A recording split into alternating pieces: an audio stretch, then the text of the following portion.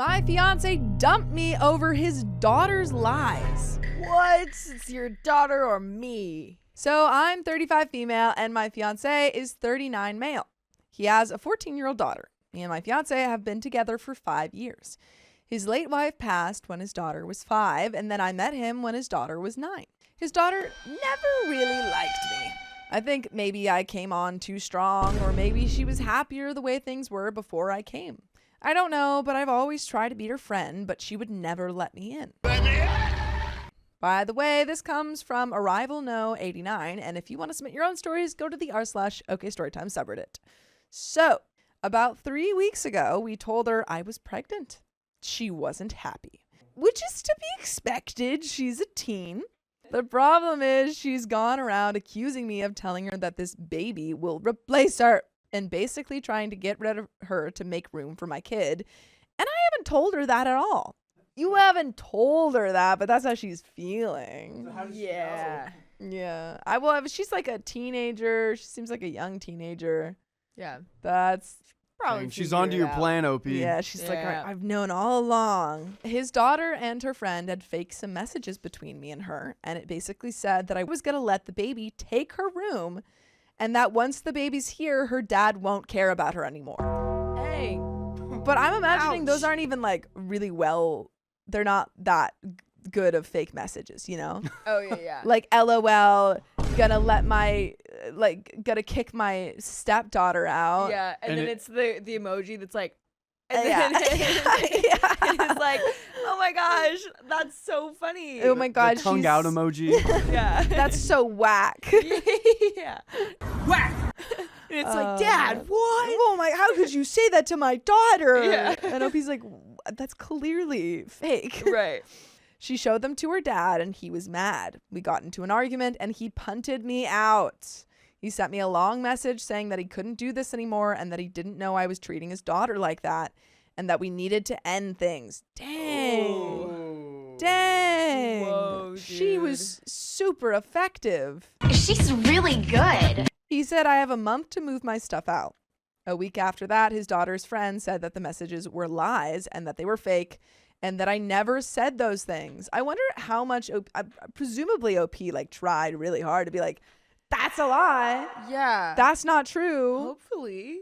Yeah, man. 'Cause I mean, props to him. Like, if this was a real thing, props to him for just like taking care of business It's not clocking to that I'm standing on business, is it? and being like, no, you can't treat my daughter that way. But like didn't even ask any questions. yeah, we need some proof here. I'd be like, hey, why did you send those? Why did you send those? Yeah, exactly. He then came over to my mom's house where I was staying and he apologized and said that what kind of a father wouldn't defend his daughter in that case?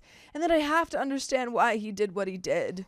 Brother, you were talking to your wife that's pregnant with your next so child. true. I forgot she was pregnant. I forgot she was pregnant too. She's pregnant. And- He kicked his pregnant wife out with no like questions asked. You got to be a little bit more detective here, you Come know? on. Yeah, You got a man. moody As a- teenage girl in your Yeah. house and you're not going to do any more detective work? And as Yeah. a father, how do you not pick up the vibe that your wife and your other kid is not like vibing? How do you that's not? the thing. It's like you're Yeah. not even gonna, because I feel like he is not either setting up boundaries with his daughter and saying, hey, like, you don't have to see her as your mom or anything, but you Yeah. gotta respect her, Right. and not like attempting to kind of make them copacetic. Right. And also, this girl clearly needs therapy. Because, I mean, yeah. OP said, like, oh, maybe she liked the way it was beforehand. Obviously, she did. Of course. She liked it when she had her mom. Of course. So this girl needs therapy if she's not adjusting to Yeah, it. it seems like he's just chalking it up to being like a moody teenager. But Yeah. no, we can fix some of these things up. Come on. He also brought back my ring as I had given it back to him, and he said that he wants to be a family again. What? And that he wants to raise our child in our home and together and not What? apart. I told him I needed time to decide. As of right now, I don't want to because, yes, I understood why you took her side. I understand why you punted me out, but I don't understand why I couldn't even get a chance to talk or to show my proof or to even explain my side and got called degrading names. Yeah. He just took her word and ran, and that's what makes me not want to go back with him anymore. So would I be the a-hole? And folks, there's an edit and an update, but what do you think?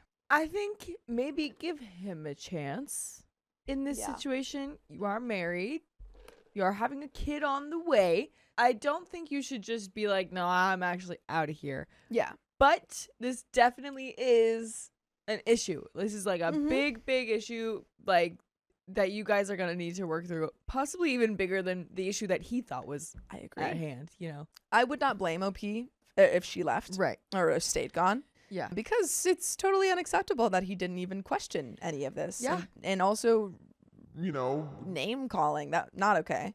I think if OP wanted to try and fix this, the first thing I would say is, okay, well, we need to get a handle. Like, the only way I'm coming back is if we get a handle on your daughter. Yeah.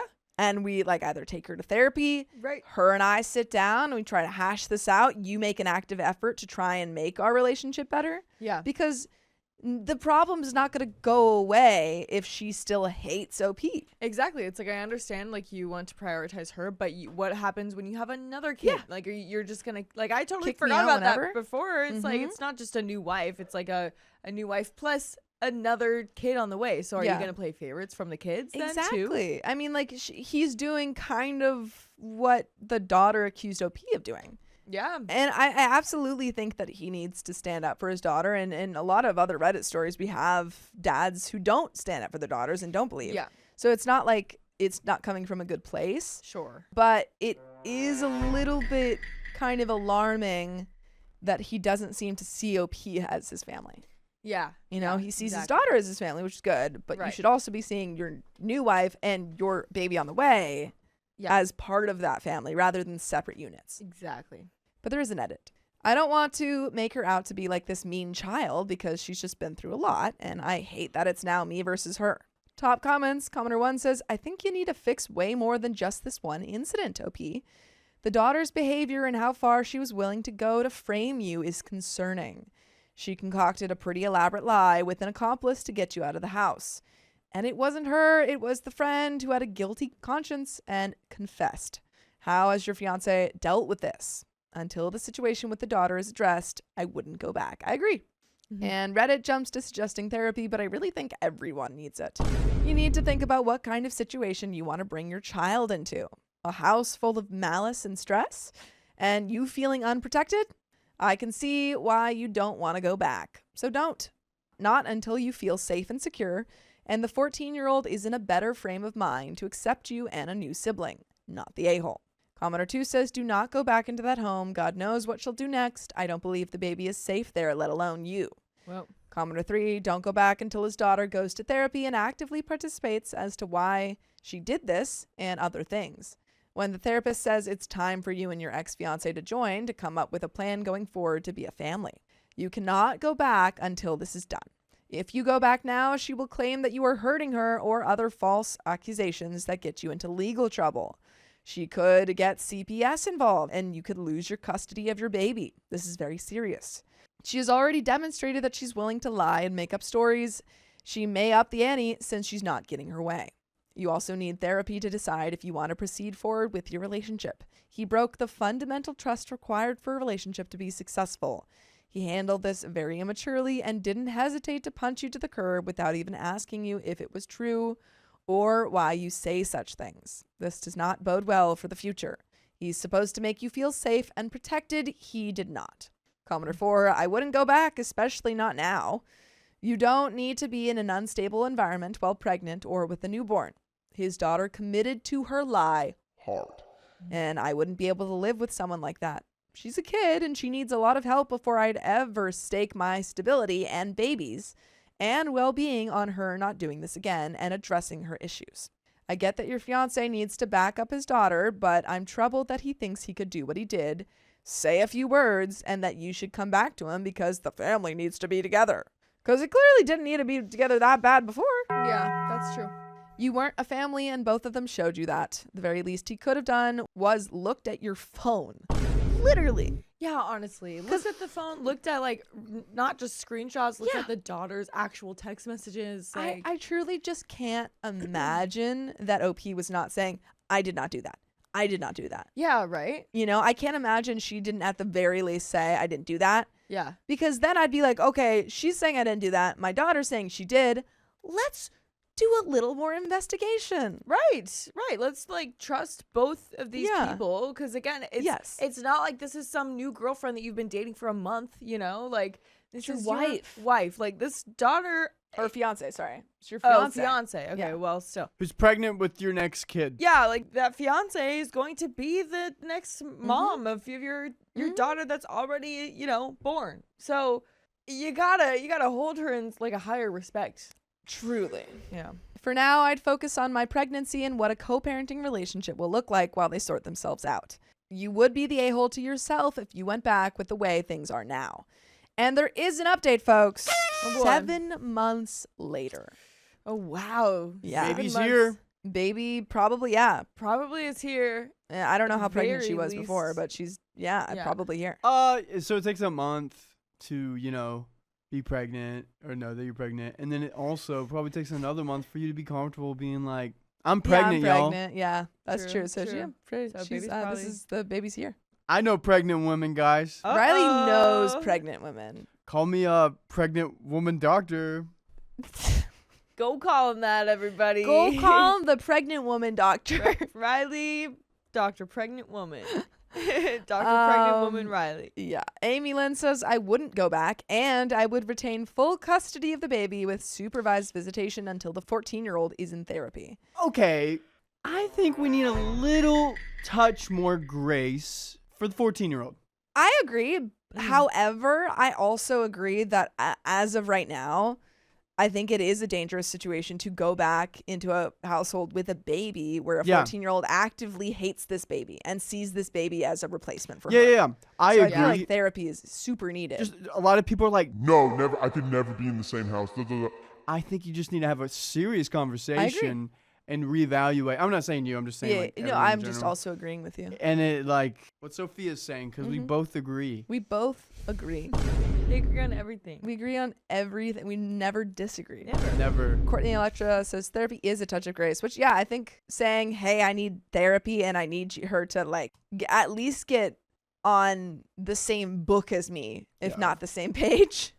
Yeah, or the dad needs to see what's going on. Yeah. Because if she's doing all that stuff, that's one thing. But if the dad is like backing her up, that's Yeah. a You whole can't nother you thing. can't be in the same household if the dad's not going to be Yeah. on your side. Exactly.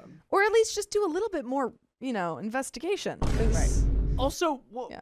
what are their like hanging out situations? Are they all hanging out together, or is the kid like kind of in her room and no one's really else? Is I don't know. hanging It seems out? like OP said that she had tried to be friends or like befriend this girl and maybe came on too strong. And maybe he also remarried or started dating a little bit too soon for her. That's what I'm guessing. Because Yeah. she's what she was like 6 or 7 yeah. when she lost her mom. Oh, yeah. And then we don't really know when they started dating, but Yeah. But if they're fiancés You now, know. like it's probably a few years. and they started living together. Was it too soon for this girl? Yeah. We don't really know. Yeah. Update 7 months later. So a few people had asked for an update on this. I had forgot about this account, to be honest, but I'm back, so I'll give you an update. So I had went back for like a month and he had made her apologize and everything, but I still had that feeling of betrayal and bitterness towards him. It's hard to describe. So I sat down and had a talk with him and tried to explain it. And he asked if there was any way we could work on it. And I told him maybe in the future, like 2, maybe 3 years from now, but to not hold his breath as I would like to focus on my pregnancy and then the baby. We also discussed custody. And I asked him if for the first 3 years could the baby stay with me full time, as I don't trust his daughter to be with our kid full time. And he agreed, as we both want to keep everything out of court unless needed. Wow.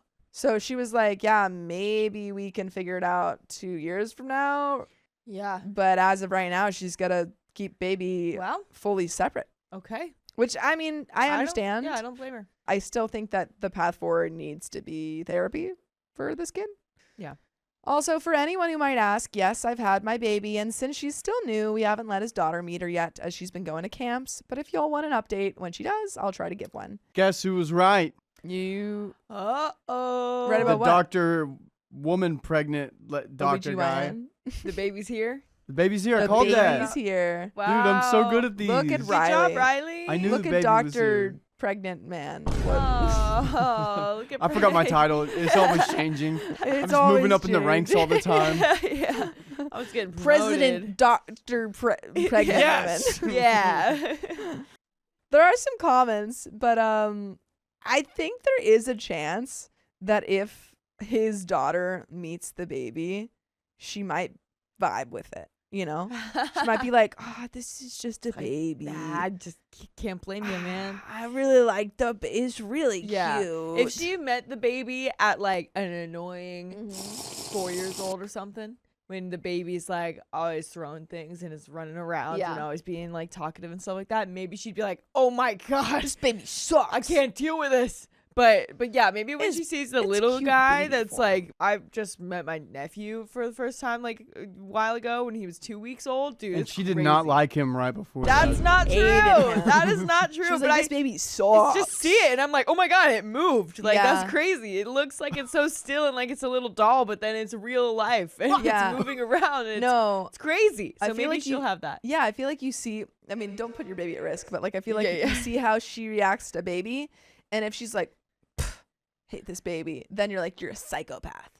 Get into therapy. There you go. Not just Sure. kidding. But I do think like seeing how she reacts to the baby, and maybe, I mean, obviously she can lie, but Sure. I think there is usually, if you're paying enough attention, you can see someone's reaction to things. Yeah, give her a chance, but don't leave her alone with the baby. Yes.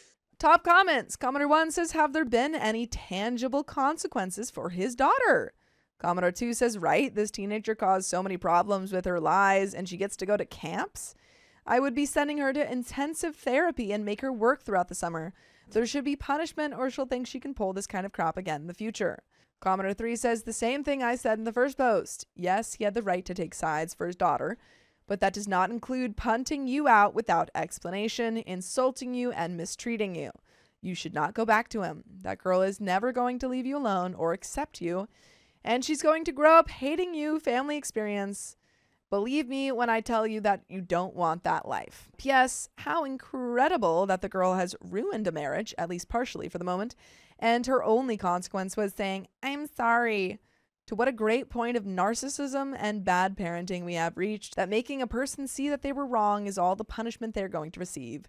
I'm sorry, but no, that is not a punishment or corrective. It is a natural cause and consequence and does not serve to teach any lesson. Believe me, you don't want that life. Commenter 4 says, so the daughter faces no consequences for her actions? If the friend never said anything, she would have gotten away with it. And honestly, you'd have zero self-respect if you went back. Commenter 5 says, sounds like the daughter needs a lot of therapy.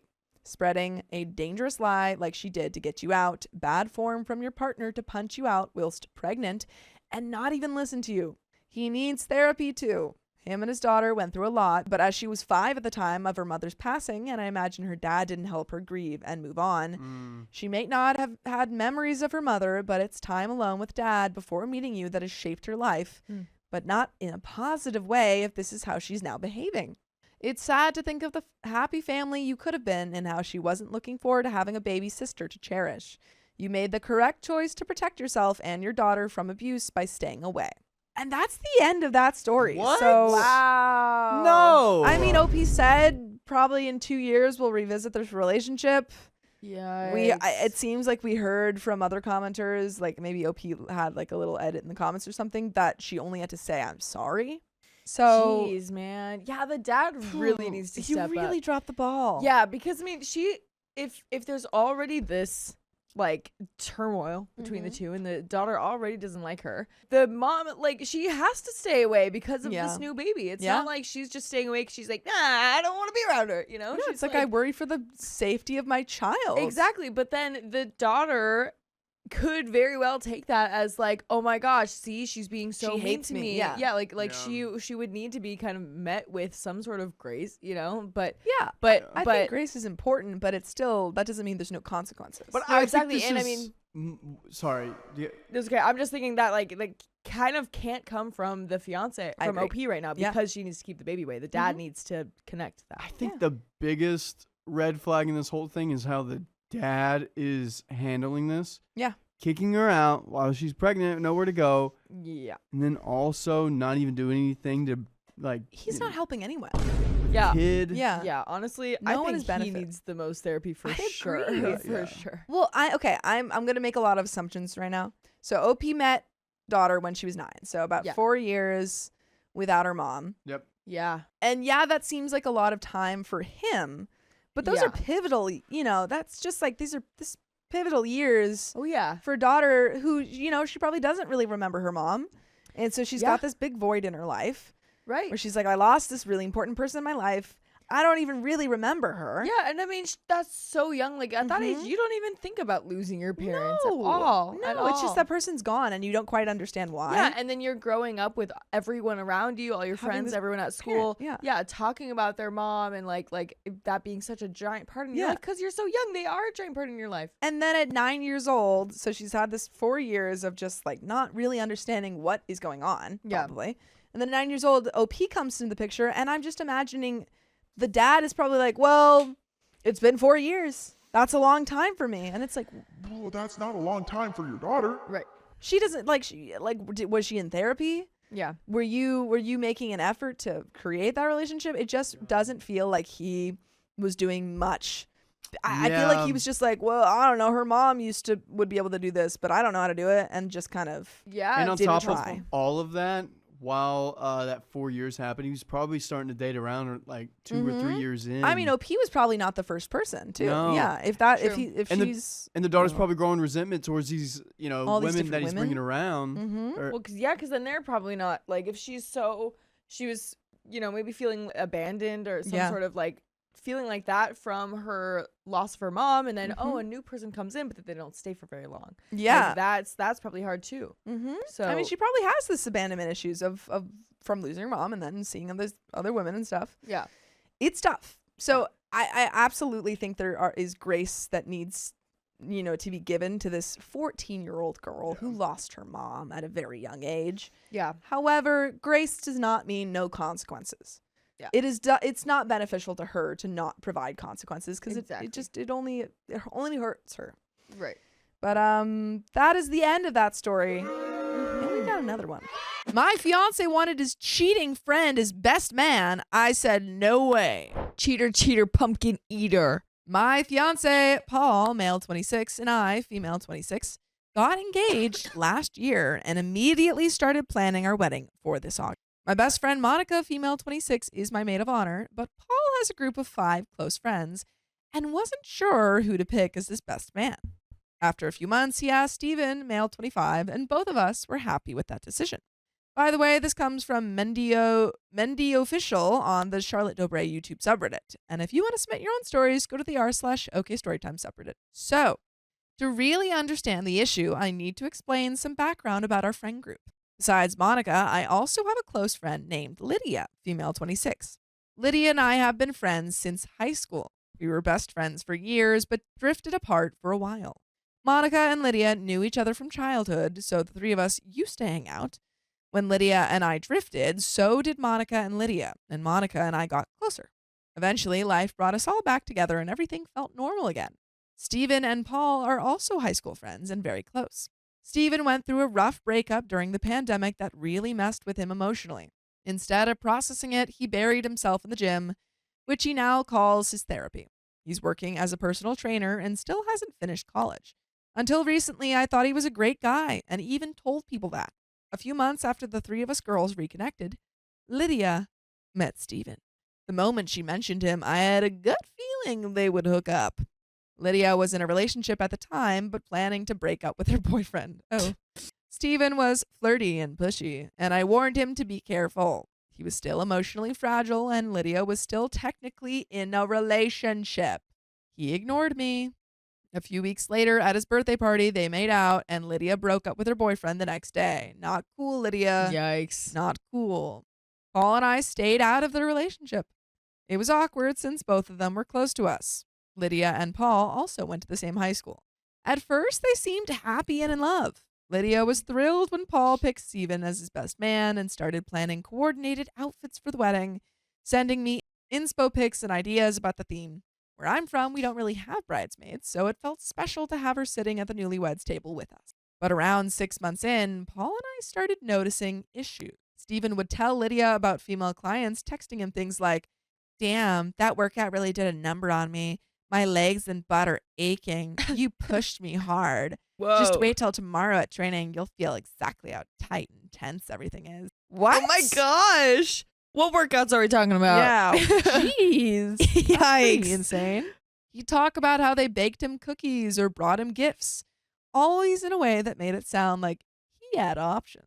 When Lydia would get fed up and snap, she'd tell him to keep his options if he wanted because he was just as replaceable as her ex. Whoa. It got toxic, but Paul and I kept quiet. Around the holidays, they were fighting constantly. Steven told us he suspected Lydia would cheat on him with a coworker, so he broke up with her. Lydia didn't tell me anything. When I asked why she was avoiding me, she said she wasn't ready to talk about it, didn't want to drag me into it, and just needed time. I apologized and let her know I was there for her when she was ready. 2 weeks later, Paul told me Steven had hooked up with a gym girl, let's call her Gabby, the same one who had been baking him things. I said I didn't want to know anymore. I wanted to stay neutral. Months passed. Lydia finally opened up and told me she had gotten close to her coworker, but nothing happened until months after her breakup. I thought Lydia was the gym girl. But this is No. another There's girl. another girl. Oh no. Right after they broke up. Right after Yikes. Steven and Lydia. Yikes. Months passed. Lydia finally opened up and told me she had gotten close to her coworker, but nothing happened until months after her breakup. She said she's happier now, working on herself, and has been apologizing to people for past behavior. I'm honestly really proud of her. And yes, she's invited to our wedding. I mean, she clearly was, she literally went from, she cheated on her previous boyfriend Yeah, with this guy. with Steven and then immediately got together with Steven. So obviously that wasn't going to be a healthy relationship. Yeah, it was gonna end Yeah. in cheating. And by the way that girl, the gym girl was Yeah. talking to him, it kind of feels like they He was already probably were. cheating too. Yeah, He's like, exactly. well, Lydia's cheating, so I'm going to cheat on her and then break up with her. Yeah, and that's probably why he was Yeah. accusing her. Yeah. Probably.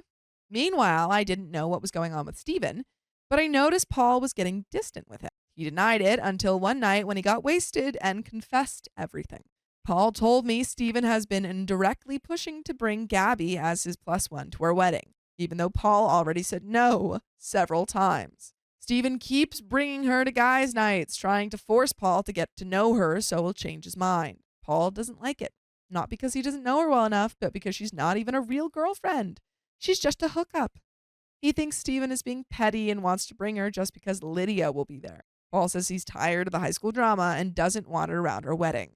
We had agreed that +1s should only be serious partners we both know well. I was livid inside, but I stayed calm and told Paul he needs to talk to Steven soon. I even said that if Steven doesn't listen, maybe Paul should consider replacing him as best man.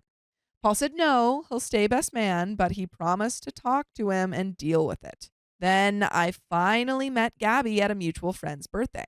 I was polite and said hello, but kept my distance. Later, Steven asked me to step outside for a cig. We're the only ones who smoke. And the very first thing he asked was what I thought of Gabby. I said I didn't really know her. I'd spoken to her for maybe 10 minutes. He said, so you have a positive opinion and you like her? I said, no, I don't have an opinion. Don't twist what I said. Yeah. Back inside, I overheard him saying something like, Lydia could have been here, but it's her fault she's not. Gabby was being overly nice to me, probably because she knows Lydia is my friend, and even offered to help with wedding stuff. I politely declined. I'd already started to realize, especially from how Steven was acting and talking that night, that he thinks he can do whatever he wants at our wedding. He doesn't seem to get that after Paul and me, he and Monica are the most important people there. When I tried to explain that to him, he rolled his eyes and said, how stupid. What? I vented to Monica and Lydia in our group chat. Lydia finally opened up about everything Steven had said and done, how cruel he had been after the breakup, accusing her of cheating, calling her names, and saying horrible things that no one deserves to hear. And the most hypocritical part, he said all of that to her, painted her as the villain, and then less than 2 weeks later started an F-buddy situation with Gabby. That completely changed my opinion of him. Lydia joked about wearing a revenge dress and told me to do whatever I want. She doesn't care if Gabby's there or not. Monica suggested we give Steven an ultimatum. If he insists on bringing Gabby, he's not best man, just a guest. I'm honestly leaning even further and thinking, no Gabby and no best man role, just guess.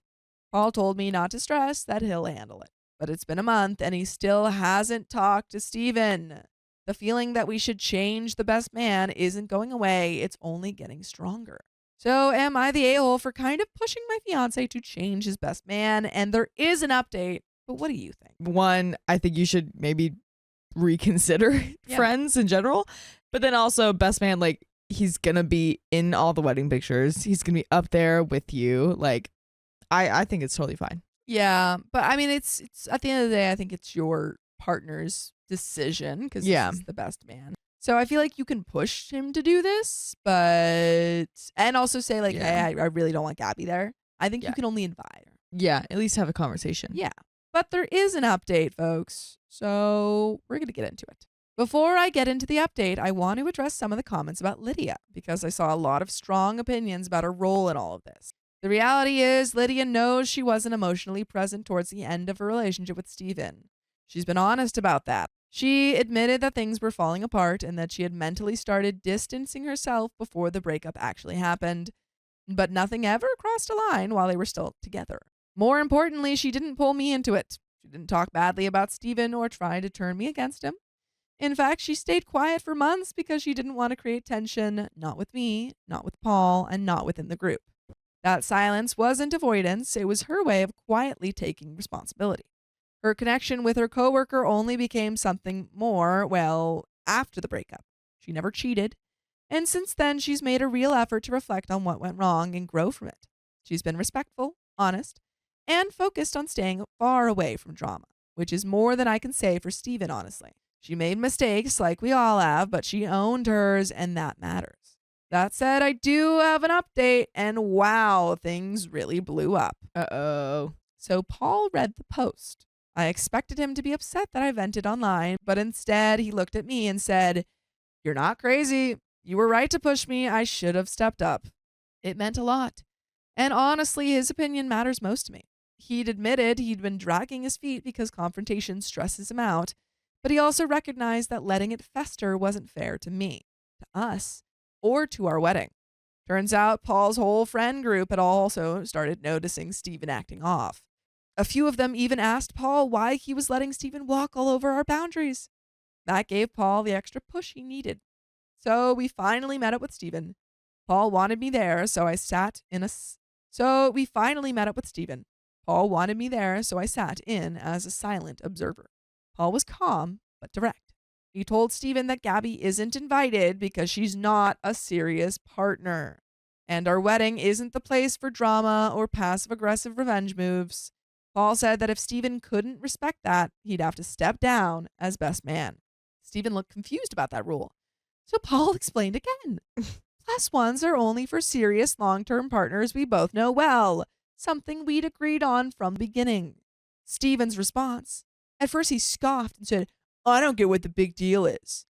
Then he started getting defensive, almost combative, and went off on a bizarre rant. "People break up all the time. Honestly, even you two could break up. What if that happens? Is everyone just supposed to pretend it was some fairy tale?" And then to top it off, he said he didn't see why he should step down because, in his words, "I didn't do anything wrong. I'm being punished just for having a +1. You don't have a +1. You don't have a +1. That's you're not getting punished for that. You're not being punished. You just don't have a +1. It wasn't just deflection.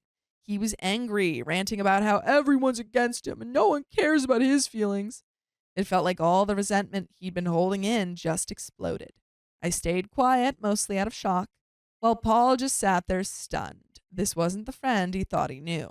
This was someone spiraling. Eventually, Paul stood up, looked him in the eye, and said, "I need space from this. I'm not okay with what you just said." And the two of us walked out together. A couple of days later, Steven called Paul and said he no longer wanted to be best man. His exact words, "It's just not the vibe anymore." But he still made it clear that he plans to come to the wedding alone. At first, we were confused. It didn't add up. But then we found out the truth. Paul's entire friend group had confronted Steven after hearing what he said during the conversation. They called him out for being immature, manipulative, and completely disrespectful. They told Steven to stop playing the victim and finally held him accountable.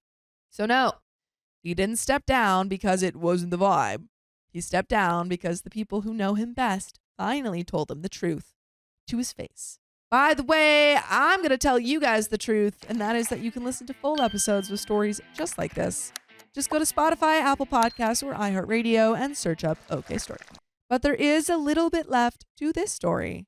Do you have any final thoughts? The truth has been revealed to Paul about Steven, and he made the decision for himself. Yeah. Well, I mean, I guess Steven kind of did too, but it seemed like Paul was like, I don't want you as best man. So Yeah. it wasn't OP telling him like, hey, this needs to happen. No, absolutely. They kind of made that decision together, and that's the best way to do it. You don't want this guy at your wedding. No, Not after all this. way. I also do think it's interesting about the title of like cheating friend. It doesn't feel like he actually cheated. He sucks, Yeah. but Lydia is the only one who's actually cheated in this story. Right. She's coming. Yeah. So, So, but he That does is pretty suck in funny. other ways, right. which is that the real problem. But there is a little bit left to this story. After everything, we talked it over, and as much as we considered uninviting him entirely, we both agreed that could potentially make things worse. We didn't want to pour gasoline on an already burning situation. So yes, Stephen's still invited, but only as a guest. And Paul's friend group, who were livid after everything, promised us they'll keep him in check and make sure nothing gets out of hand. So yeah, Stephen's out as best man. Paul chose his cousin to replace him, and honestly, I haven't seen Paul this relieved in months. The awkwardness is gone, the tension is gone, we can finally breathe again. Lydia's doing well, starting drama-free and working on herself. She meant it when she said she didn't care if Gabby came. But let's just say she's not exactly heartbroken that she won't. We're getting married next month, and for the first time in a long time, it actually feels like the celebration it's supposed to be. And that is the end of that story. What a good ending. Yeah, you guys Wow. figured it out. Exactly. Took a minute, but, you got there. My fiance asked to open our relationship, and I think it's because of his friend. Let's close that line of questioning down. I, 28 female, and my fiance, John, 28 male, have been together for about 5 years. To understand the dilemma, I need to give you some background. We both came from very religious backgrounds, though it affected both of us very differently. John became a problem child, running away and causing problems, and eventually finding a crowd his parents would not approve of. Most of the members of this group were part of the LGBTQ plus community, smoked the devil's lettuce, engaged in protests, and were either atheists or practiced a different religion. By the way, this comes from user WildBoar1142, and if you want to submit your own stories, go to the r/OKStorytime subreddit. Although some of the members have since left, this crowd became his current friend group. I won't go into details about each and every one of them, but the main ringleaders are Alex, 35 non-binary, and Avery, 33 male. From what I understand, they collected damaged people, as John jokingly said one day, and let them couch surf when things got rough. Alex is some sort of a Nepo baby, and Avery works in IT or something like that. John met them when he was 15. At first, I thought they seemed very cool and couldn't wait to meet them, since John equated their relationship to that of a child and a parent, so clearly very important people in his life. But when I finally met them when we were 21 and in college and home for the summer break, the meeting left me a bit disillusioned. Alex was catty and had snide remarks, since I wasn't LGBTQ or anything, at most bi-curious, and Avery treated me like a child. But John said they always need to break new people in. So I tried to think positive and did my best to impress them with what I was studying and what my plans for the future are, both regarding me personally and my relationship. But the more I talked, the more they seemed to disapprove of me. Despite this strange meeting, John seemed ecstatic to see them again and gushed about how much they liked me, so I kept my mouth shut and just nodded along. Now, to understand a bit deeper on who Alex and Avery are, in the town they live in, they're something like local celebrities. Very spiritual. Their home is full of souvenirs they've accumulated over all their travels. They're also married, but their definition of marriage is very different from the traditional one. Apparently, they went to some tropical state and took some hallucinogens together, and in their state, they proclaimed everlasting love for one another. Quite a wild concept for someone like me, but I learned to be more open-minded since I left for college. That being said, they also said that they can see auras, whatever that is, and apparently love my fiancés. I don't know what they think of mine, but it probably isn't much. Which brings us to the topic I came here with. Last week, after we got home from work, John sat me down and asked me what I think about being in a polygamous relationship.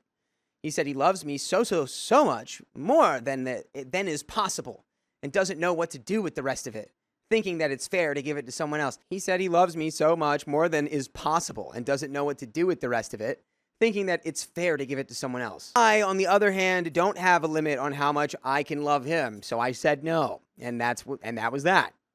However, the question has been plaguing my mind ever since. If you knew John just a fraction, a numerator and a denominator, you'd know he researches about things long before he actually commits to anything. Any lifestyle or relationship change, whatever. This makes me think that he has already thought about it for a while and that he also consulted Alex and/or Avery about this. I don't want to villainize them, but I know for a fact they're not in a monogamous relationship, and they clearly don't like me as the rest of their little group. Again, I don't want to point fingers, and I won't ask John to show me his messages with them unless I have solid proof that it isn't just a gut feeling. But I just have this horrible feeling that they somehow pulled in John. There's no way he just thought about it suddenly on his own, 5 years into our relationship, and the idea of non-monogamy was never brought up. And now suddenly, just as we're about to be married, he brings this up. I don't buy it one bit, but I can't just go ahead and confront them now, can I? I just don't know what to do. I feel stuck. At home, I pretend everything is fine since my group of close friends told me that I'm just overthinking. And I believed it for a while, but whenever I look at John, all I can think of is he thinks there's a cap on how much he can love me, and he wants to love someone else. I want to deal with this, but I don't know how. If I bring it up with John, he'll just brush it off as well, or he'll think I'm cheating, or I don't trust his friends. I worked hard to get their approval, and I know for a fact John shares everything with them. He wouldn't keep this for himself. I just hope that someone here can give me pointers on how to proceed. Thanks. We got some relevant comments. I mean, just that OP should not feel like she's stuck. You can leave. You don't have to stay in this relationship. If he wants something and is not willing to back down on it, and you're like, that's not what I want, then don't do the thing that you don't want to do. It's like that. That's it.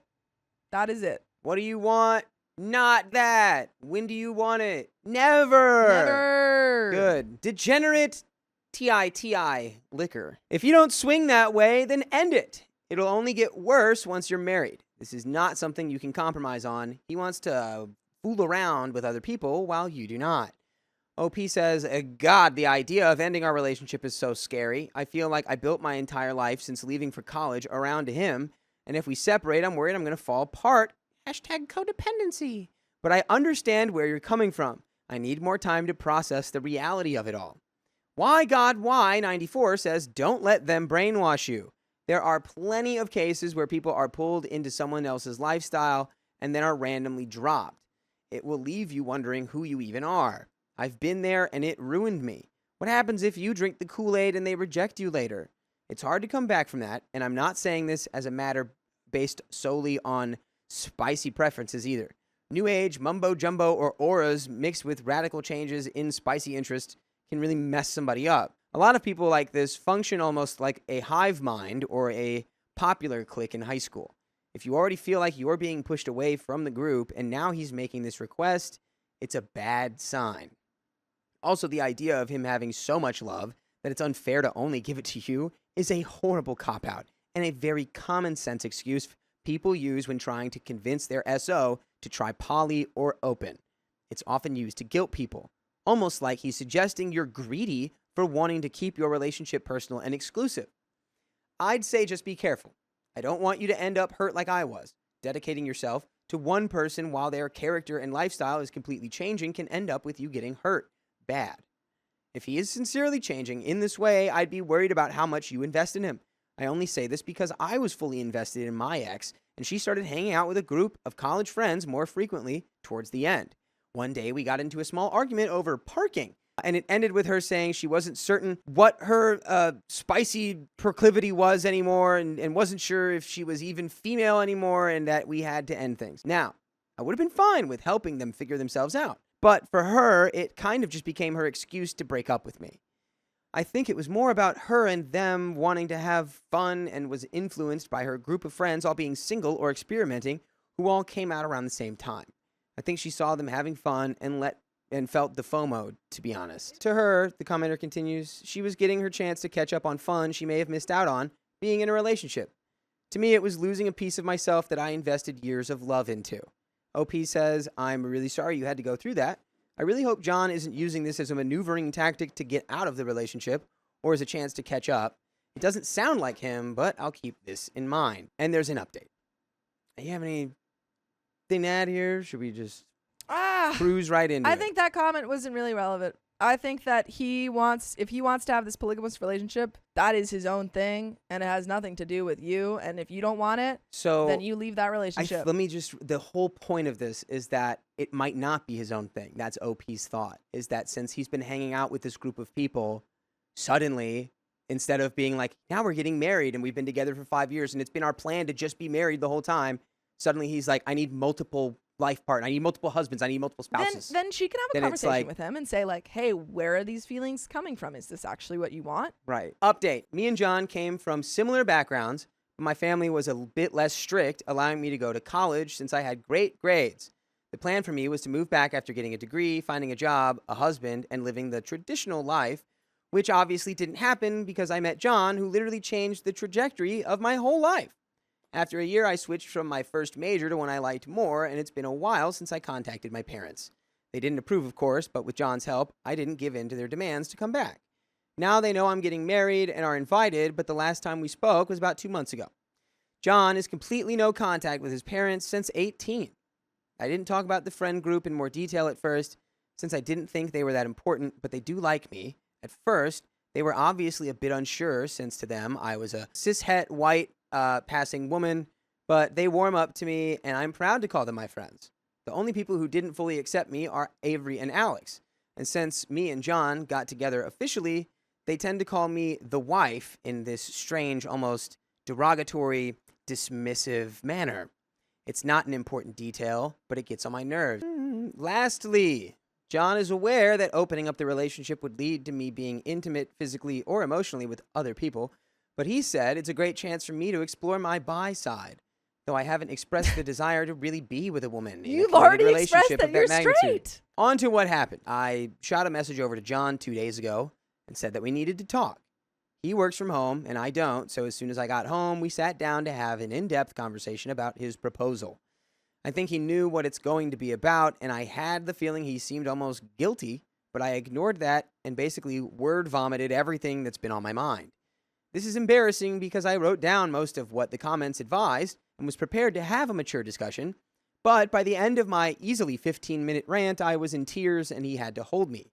Otherwise, I'd crumble completely.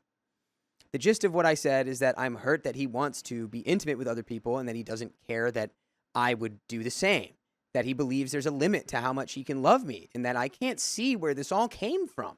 He just sprung this on me out of nowhere just a few months before we were supposed to be wed. We tried to have a mature discussion, yes, but by the end, he was frustrated. He did apologize for making me feel less than, but said that my outlook on an open relationship is selfish. What it all boiled down to was that he feels he didn't have enough time to find himself before he committed to me, which is BS because he didn't show any signs of wanting more than I could offer. We were very happy throughout the 5 years, and I really believed I met my soulmate. I realized that since we were engaged, he seemed to talk more to this friend group and by extension to Avery and Alex. Again, I don't want to paint them as these cartoonish villains. They're really interesting and all, but now I want nothing more than to scratch those self-absorbed, smug smiles off of their face. In the end, I demanded to see his phone, and he was shocked. We had a rule that we can see each other's phones, but we don't share passwords or anything since relationships are built on trust, and neither of us wanted to be a prison guard in the relationship. Nevertheless, he unlocked and handed over his phone, and I searched his messages, even deleted ones, and found nothing out of the ordinary. Then I checked the call log, and guess effing what? Hours-long calls to and from either Avery or Alex. I was fuming and asked him what does he need to discuss with them for this long, and mind you, these were dated months back. John eventually caved in and admitted it was them who brought up the idea of open relationship, but they also talked about everything else since there's such a role model. John admitted that he started getting cold feet a while ago, and needed a safe place to discuss this. I guess I, his wife-to-be, am not safe, even though he loves you so much that the love overflows and is like a threat to our very existence because there's so much love it might engulf the whole planet. Again, I really don't think it matters if they convinced him to do it because he was convinced. He didn't come to you. He didn't talk about the problems that you guys were having in the relationship. Instead, he went to other people and then heard their, nonsense idea. All right. That he probably knew that you would not be on board about. And then when it was like, yeah, I'm going to tell you right before the wedding that I want to do this. John eventually caved in and admitted it was them who brought up the idea of an open relationship, but they also talked about everything since they're such role models. John admitted that he started getting cold feet a while ago and needed a safe place to discuss this. I guess I, his wife-to-be, am not safe. Please make it make sense. Why would you even marry me then? He promised we'd go to a couples counselor and fix all of this, his issues with marriage, the open relationship thing, and the whole 9 yards, and that he'd book an emergency session with his therapist, that he loves me and wants nothing but to be with me. It was late, so we went to bed. Despite how messy this all sounds, I was a bit more reassured by this. I genuinely love him, even if my post doesn't reflect that very well. Though many people have said just to leave, I want that to be the last resort. I was willing to jump through hoops to make this work. And by the way, we've got hoops to last you for the rest of your life for you to listen to on Spotify and iHeartRadio and Apple Podcasts. They're in the full episodes with stories just like this one. Search the name of our show, OK Storytime, and you can listen until your ears fall off. Ay.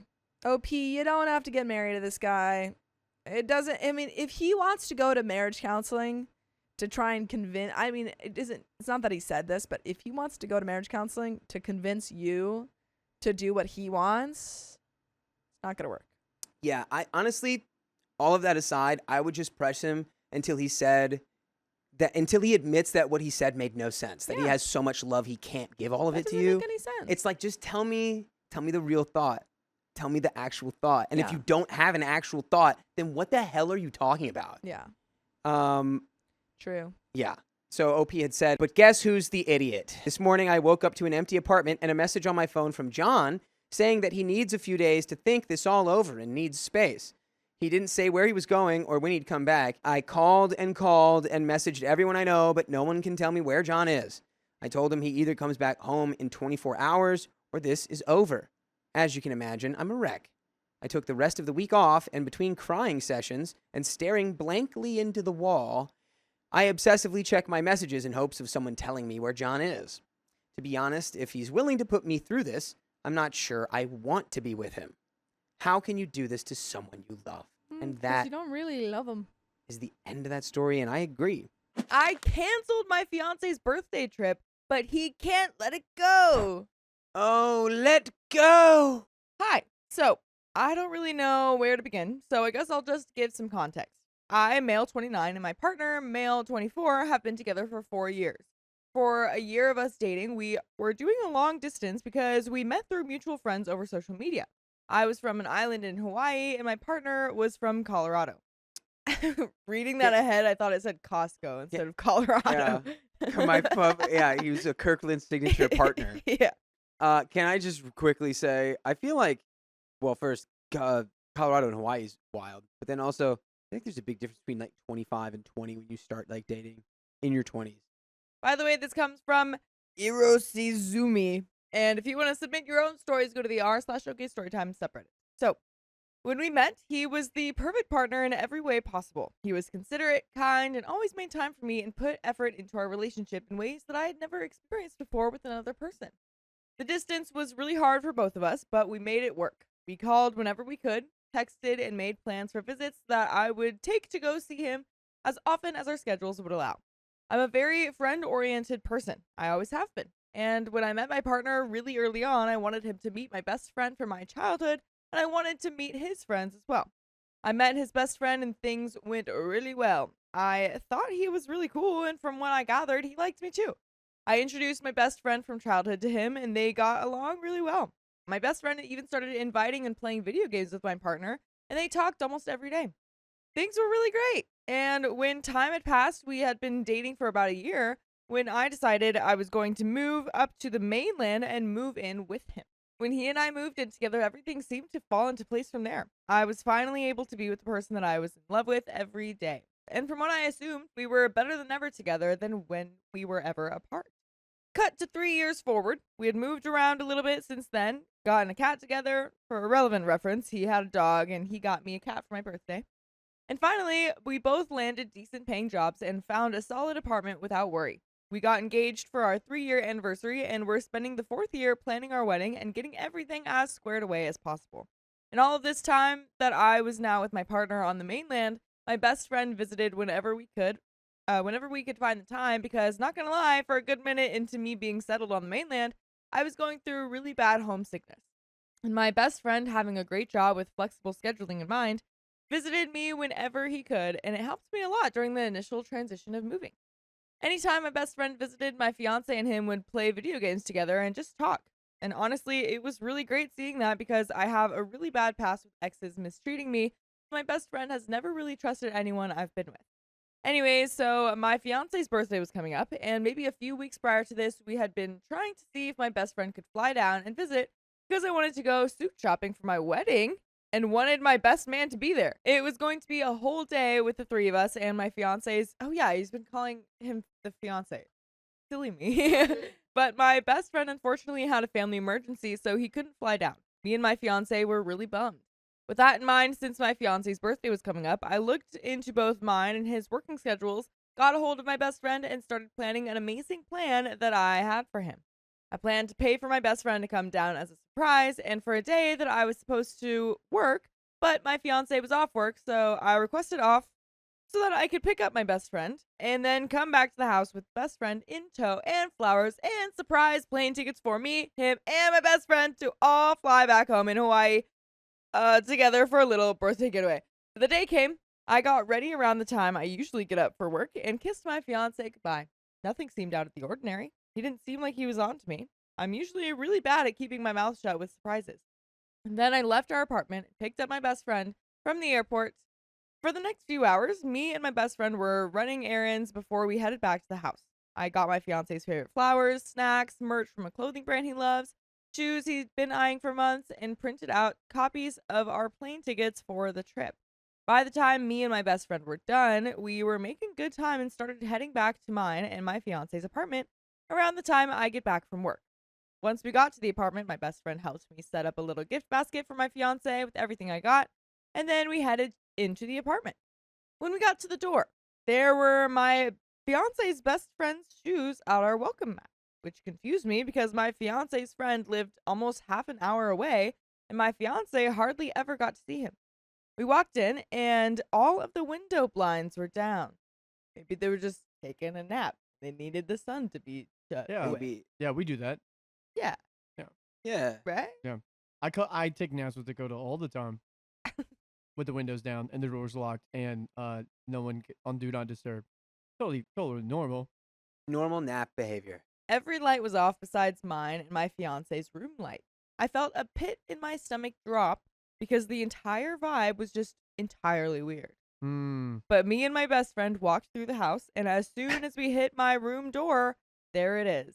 My fiance and his best friend effing in our bed. The entire process of them getting into the house, like the Jaws theme was playing. Yeah, literally. Bum, bum. Why is it dark? Why are there shoes there? Right. Bum, bum. All the blinds are closed. Right. Bum, bum, bum, bum, bum, bum, bum, bum, bum, bum. Yeah. Oh my gosh. And this is why you don't let your significant others play video games. This stuff happens. True. Because if me and Dakota play video games all the time and he's saving me and always reviving me, I have to, You're going to develop feelings eventually. well, Yeah. I have to, like, thank him back, you know? My fiance and his best friend obviously saw us and immediately went into panic mode, scrambling on the ground for their clothes and stumbling over their words. I dropped the gift basket I had in my hands, and I felt everything in me fall right through the ground. I was floored. I could not believe what I walked in on. My best friend didn't know exactly what to do. He just stepped forward behind me once he saw my fiance throw his clothes on and try to walk up to me to explain himself. I stepped back away from him, looked at him, his best friend, and then the door, and just walked out of the apartment. My best friend stopped my fiance from following me, and then he joined me in the car. I think I was in shock because I just got in the car, sat in the driver's seat, and just stared forward into space, crying. My best friend suggested that we get a hotel room for the night. We go there to rest and clear our heads, and then tomorrow he would help me figure out what I wanted to do from there. I agreed that that was a good idea, and we did just that. I turned my phone completely off for the night because I knew for a fact that I didn't want to see whatever attempt at talking to me my fiancé was about to pull. I wasn't sure what to do. I stayed up the entire night shooting crap with my best friend, just crying to him like a lost puppy about what had happened. My best friend, being the punt butt person he is, he just sat with me and listened to me vent the whole time. The next morning I woke up, still processing what had happened, but after getting some time to think, I knew what I wanted to do. I turned my phone on, planning to text my fiancé that this was over, that cheating wasn't something I was going to settle for. I didn't want an explanation. I didn't want to know when it started or how. I was just done. But imagine being me when I finally turn on my phone to find one text from my fiancé, and all it said was, "So when is our trip to Hawaii?" Wow. The utter audacity it takes to send that. That is crazy. That's wild. I texted him back saying, "Excuse me?" And he texted me back, repeating himself, asking when the trip was, and then saying that he saw the copies of the plane tickets that I left behind at the apartment. Oh yeah, that's the other crazy part of that is that he didn't even know that the trip was happening when he was having the affair in their bed. Right. And then randomly saw the ticket and texted that? Yeah. You're actually next level uncool, brother. Mm-hmm. I looked at my phone feeling like I was about to break in half. My fiance cheated on me with his best friend. I stormed out of the house after catching him, and all he cared about was when the trip I paid for was. Safe to say, he wasn't going to go on an all-expenses paid trip to my home for his birthday. I texted him back and told him that that trip was supposed to be a surprise for his birthday, and that obviously because of what happened, I wasn't going to take him on that trip anymore. I snapped and told him that if that's really all he cares about, then he never cared about me to begin with, given what he did, and I blocked him. By the way, I hope you always care about us and you go to iHeartRadio, Spotify, Apple Podcasts, whatever your favorite podcast app is, and search OK Storytime. We've got full episodes with more stories just like this one on there. Oh, yeah. Get on over there. This may be the most audacious thing I have ever heard that we've read. That it's like crazy. After being caught completely red-handed, you then booty butt back. naked. Yeah. Booty butt naked. Clothes off. With a round of applause going on. Yeah. And you're like, hey, Hawaii. Hawaii sounds cool. Yeah. Like, who are you? Where did they build you? But there is a little bit more to the story. Now I'm getting my phone blown up by him, his family, and his friends, and his best friend that he cheated on me with. All of them are saying that I'm the a-hole because I stormed out and didn't bother to try and work things out with my fiancé. Some of them are even going as far as to say that I'm blowing this out of proportion and that the fact that I wouldn't want to still take my fiancé on this trip is selfish of me since my fiancé has done so much for me. What have you done? What have you done? What's the last thing you did though? Yeah. What was that? What can we run back to the latest thing that you did? Yeah. Oh, you ruined everything. Yeah. You ruined it. Oh, I'm sorry. I caught you naked, pee-pees out with your best friend. Sorry. Pee-pees out. It's like, no, you're misunderstanding. We were just like comparing. We were comparing and contrasting. Sorry, we were just being competitive and wanted to like sword fight. Okay. You've never seen a human Venn diagram before? What are you? Not you live under a rock? Oh my gosh. I'm living out of a hotel right now and trying to figure things out, and getting all of this hate from his side has been insane. It's been really messing with my mental health, and trying to figure something out in between all of this has been super hard. My family and friends, best friend especially, have been supportive through all of this and have expressed that if I want to come back home, I can do that. I don't really know where to go from here, but if anything happens, I'll post an update if there is one. if there's one worth sharing. So, am I the a-hole? And what do you think I should do? And LP, you know that you are not the a-hole. Yeah, it's not like, well, we already booked the tickets. Right. That's for like we had like kind of an annoying fight about something. Yeah, exactly. Not that's something not being you banging your best friend Yeah. while I'm buying you gifts. Yeah, Crazy. exactly. Well, I did this whole scheme to surprise you, and you sure did surprise me, but not in the way that I would have liked. Yeah. My fiance's friends mocked my gift, so I removed them from the wedding party. Was it a funny gift? Wait, why are we mocking gifts, though? My girlfriend / fiancé, 32 female, and I, 33 male, have been together for 4 years. We met through common friends, and after a while of casually hanging out, we began dating and now are engaged. A tale as old as time. She has a core friend group of 4 people, including herself, 2 guys, one of whom is her cousin, and a girl, and they have been very close since childhood. By the way, this comes from user isopod_substantial465. And if you want to submit your own stories, go to the r/OKStorytime subreddit. I'm Dakota. I'm Carly. And I'm Keon. And we're going to see what OP has to say. When I had first met the other 3 before we had begun dating, they seemed like nice people, fun to hang out with. But when I was reintroduced to them as her boyfriend, things were different. I knew they were judging me, which is fine. I knew there would be a friends test I would have to go through, but now, 4 years later, it still feels like I'm being tested. So, for some background, my girlfriend is sweet, caring, empathetic, and sensitive. She's been hurt in past relationships, and we have spoken about it briefly. She gets upset when we talk about it, so I've never pushed her much. But from what I know, while she was never physically mistreated, they were still very toxic relationships. They may have involved emotional abuse. Considering that, I get her friends being protective. Early when we were dating and gradually became serious, her friends always found ways to, I don't know how to explain this, show me my place in her life, if that makes sense. They would whisk her away if we were together and barge into our dates. She shares everything with them, so they knew where we were going on dates. The only way I could get her to myself is if I planned a surprise getaway. But how many of those can you do? When I reached my saturation point, we talked. She has a blind side with them and never noticed what they were doing. After I pointed it out and she saw it happen the next time they did it, she called them out on it, threatened to stop talking to them. After a bit of bickering, they relented and apologized to her, but not me. Anyway, things got much better after that. Cut to recently, I know she is the one for me. I love her immensely. In my culture, we don't have the whole proposing with a ring, but I knew she has always wanted that. So I picked out a ring that belongs to my grandmother. It's part of a jewelry set. In our tradition, when we get married, the new bride is welcomed to the family with the elders presenting her with heirloom jewelry. I know my grandmother will be giving her the remaining jewelry set as a wedding present. My parents and other elders in the family will also be gifting similar things. The thing is that these sets, they're traditional. I guess what I'm trying to say is that they may be too gaudy by modern standards. My girlfriend loved the ring, even though it isn't like the more conventional engagement rings.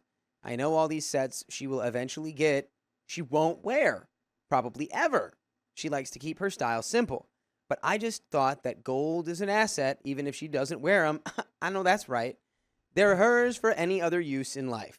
My girlfriend knows all of this, and she never said anything about it. Cut to a week back, the trio came over when my girlfriend wasn't home. They said that I was being selfish, that under the garb of tradition, I was forcing my girlfriend to accept gifts she doesn't want.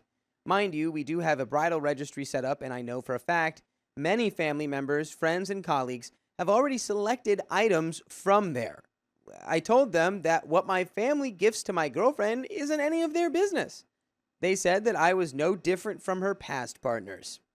What is up with these friends, They're dude? such haters. Like- It's like he flat out said you don't ever have to wear it. It just needs to sit in our home somewhere. Yeah, it's just like, oh my God, imagine it's just like a rainy day and you're like, oh, we're out of money. What do we do?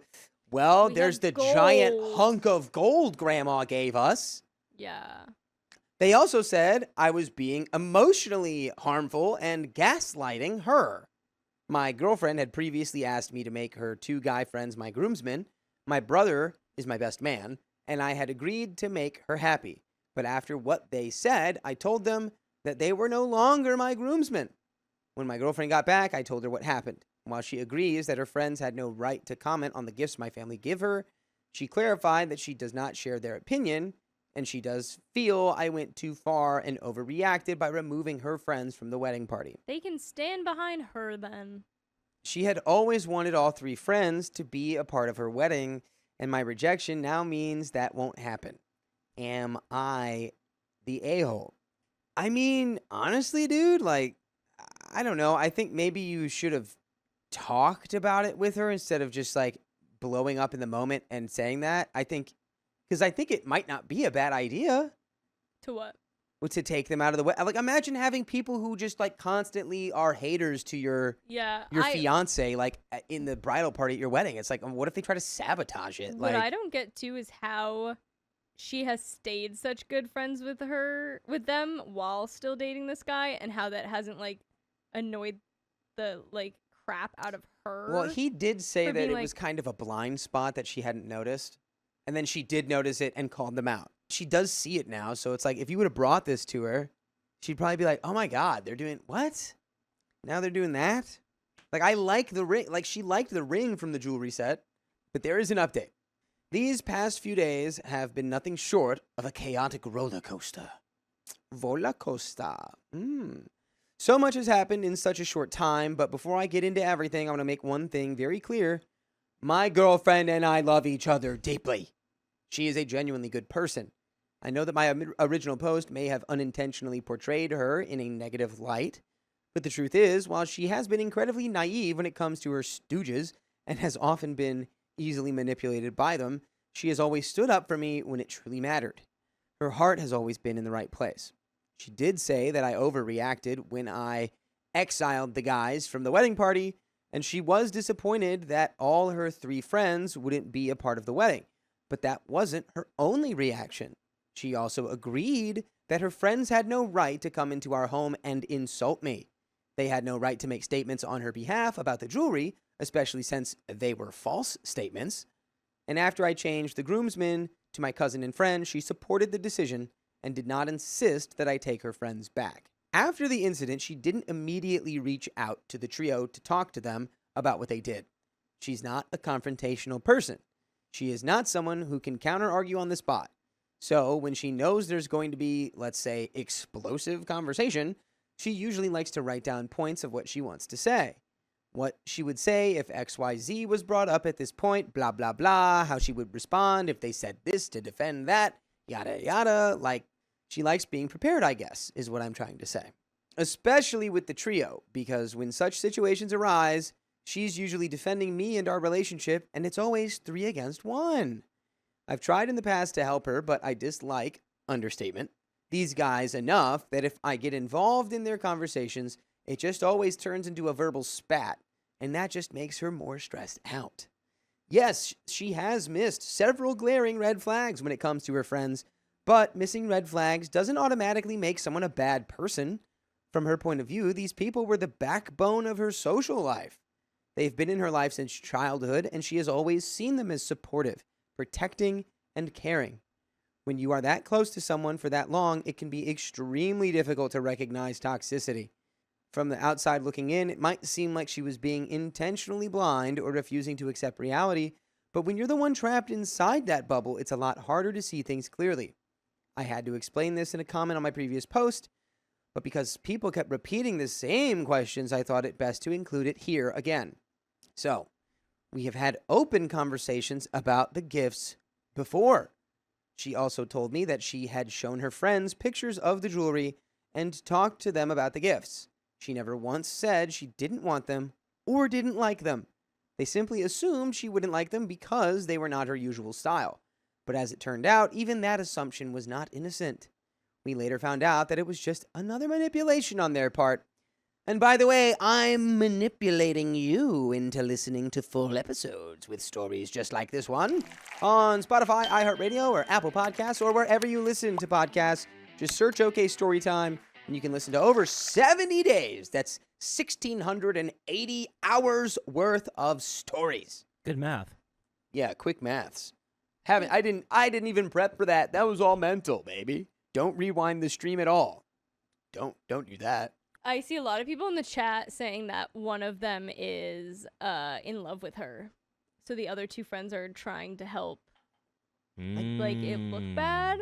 I guess that could be the case. I could see it very being a soap thing. opera. That's not where I like immediately thought of it going, but I could see it maybe. Just so but for cringy. all of them to jump on that train would be a lot. Yeah. There are some edits here. We have indeed gone no contact with them, but haven't blocked their numbers yet.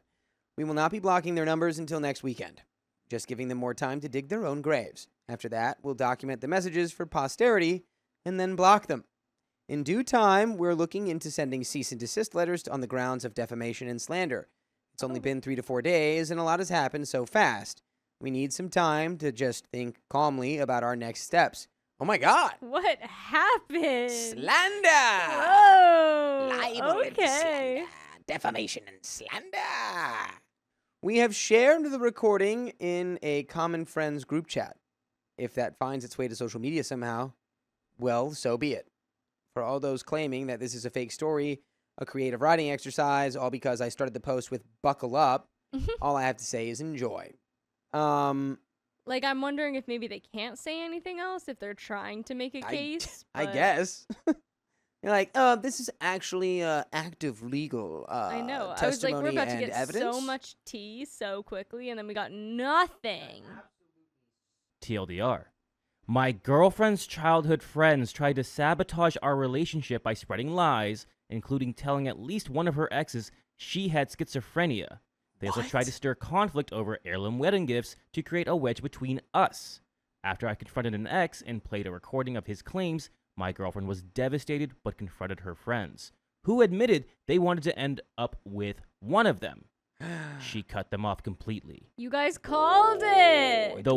It was accurate. The wedding is postponed, but we are still together, starting therapy soon and planning to move forward without the toxic trio or their families. Wow. That's crazy. I took off my engagement ring because my fiance never changed. So is that it? Yep. Is it over? I, 30 female, have been with my fiance, 30 male, for 12 years. Whew. We met in school, got engaged 2 years ago, and have a 5-year-old daughter together. He's a kind man at heart, but he's a workaholic. Over the past few years, he's become more and more consumed by work, often staying up late, waking at 3 a.m. to work again, falling asleep on the sofa most nights. I've asked for help repeatedly, but nothing changes. By the way, this comes from Sunflower9595, and if you want to submit your own stories, go to the r/OKStorytime subreddit.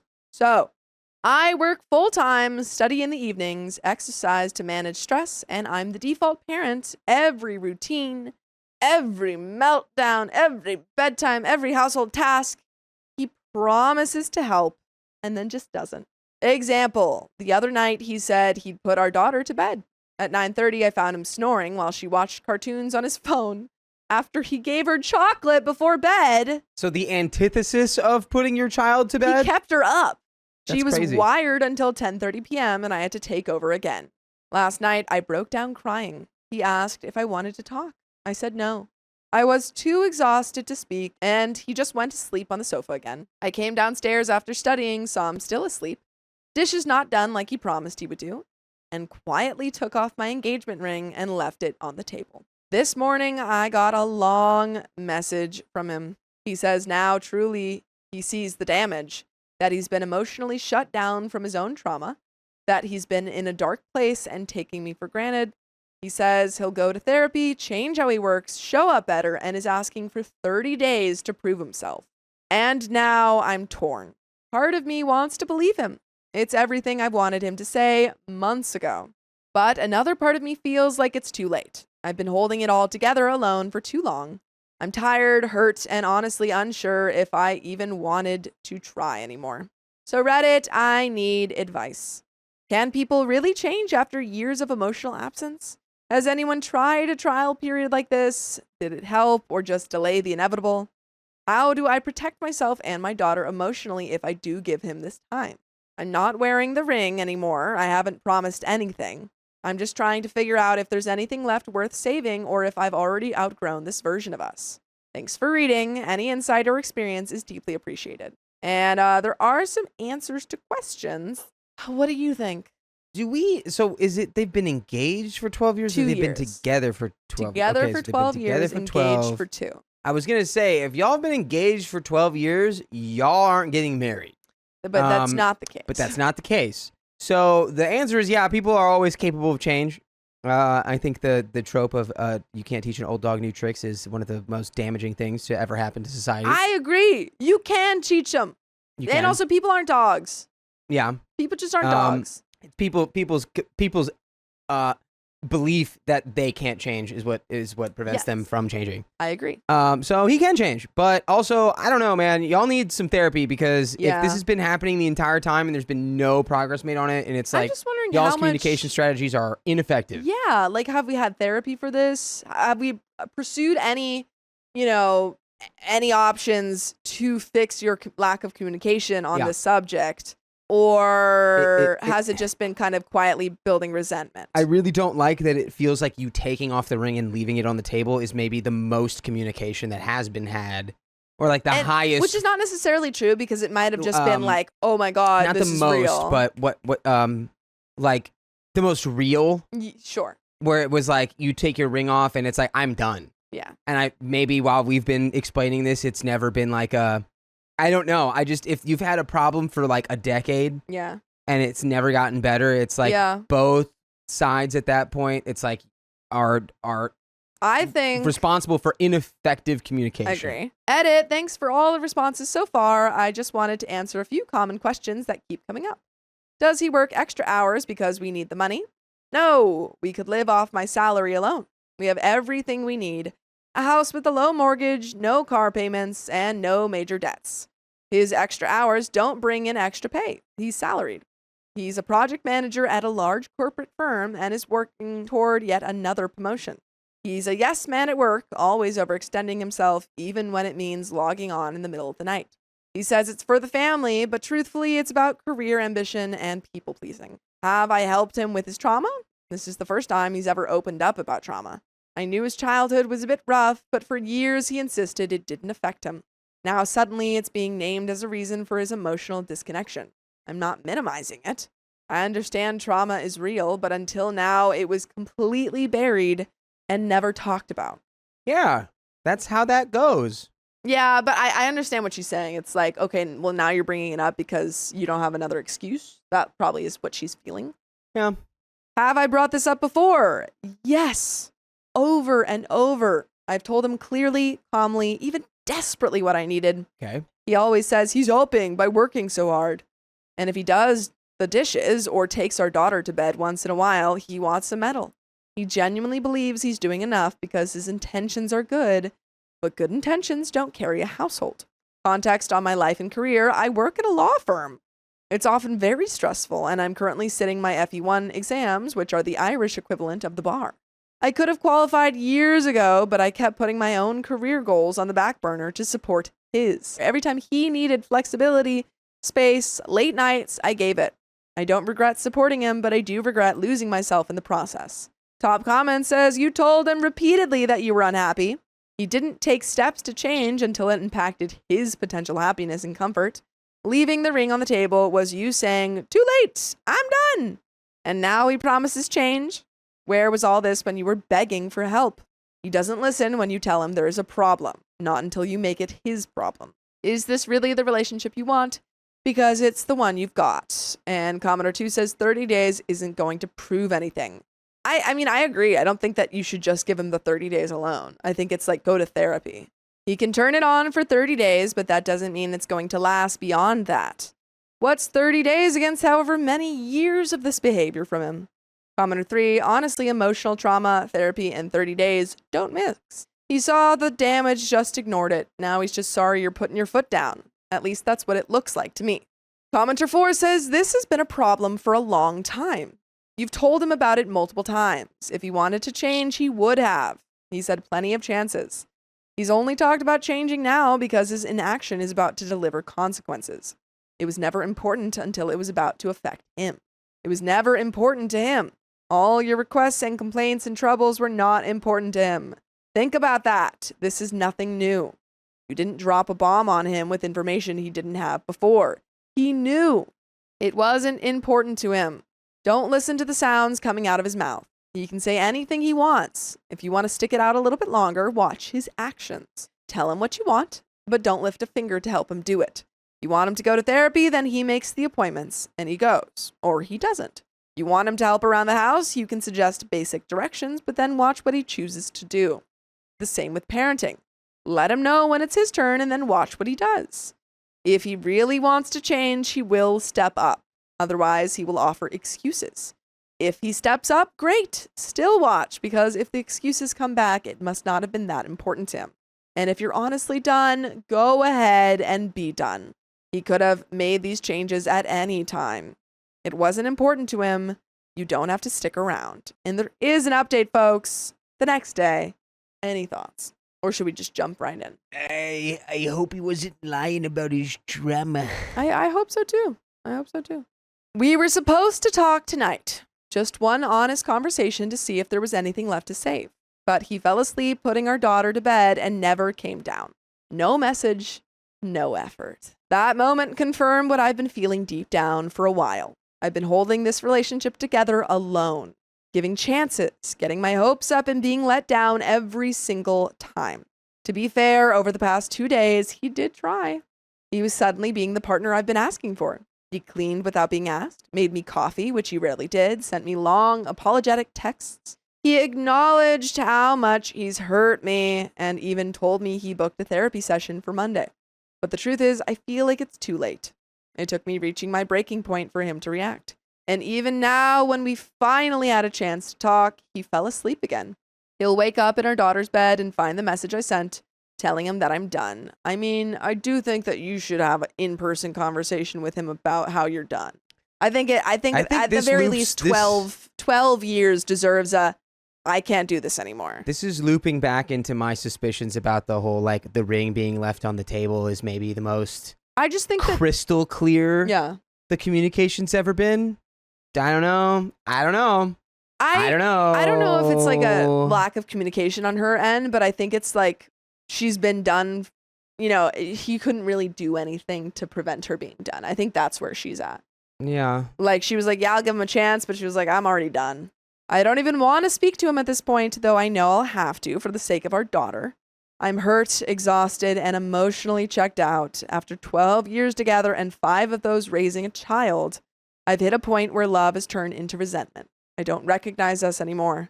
I know this won't be easy, but I also know it's necessary. I need peace, I need clarity, and I need to stop trying to fix something that's been broken for far too long. By the way, you know what's never broken? Full episodes of stories just like this. Just go to Spotify, Apple Podcasts, or iHeartRadio and search up OK Storytime. But there is a little bit left to this story. Commenter 1 says, I have had this happen also. They do everything you've ever asked of them when they know you're done. They think this helps. What they don't realize is it just pisses us off even more because now we know they knew what and how to do what we asked for all along. They just did not care. Until we're walking out the door. Too effing late. Commenter 2 says, spoiler alert, T won't change. Commenter 3 says, to be fair, over the past 2 days, he did try. He was suddenly being the partner I've been asking for. He cleaned without being asked, made me coffee, etc. For 2 whole days, no. Also, this means he was capable all along, but just didn't want to. Do with that what you will. And that is the end of that story, That's folks. such an oversimplification. But yeah, I did think, you know that we're all capable of being rocket scientists too? It's just that we haven't done the work to be rocket scientists. Like, I don't know. That doesn't make any sense to me. It's like sometimes people have catalytic moments in their lives that change them forever. Like the thought of losing your family and your wife and your daughter could be like oh my God, I do need to absolutely change everything about myself. Completely agree. But I also think that sometimes you get to that point and you've already lost them. No, you're on the money. Yeah. You are on the money. Yeah.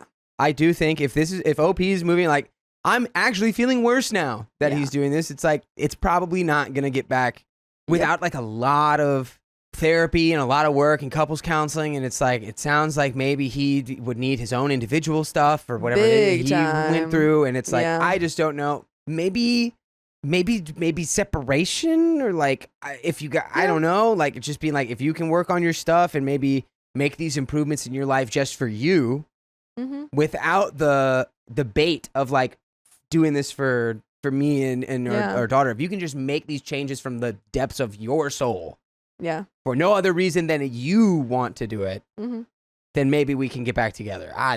But it's hard to move forward from here. Agreed. But that is the end of that story. I refuse to pay for my son's rehearsal dinner because I can't stand his fiance. Honestly, valid.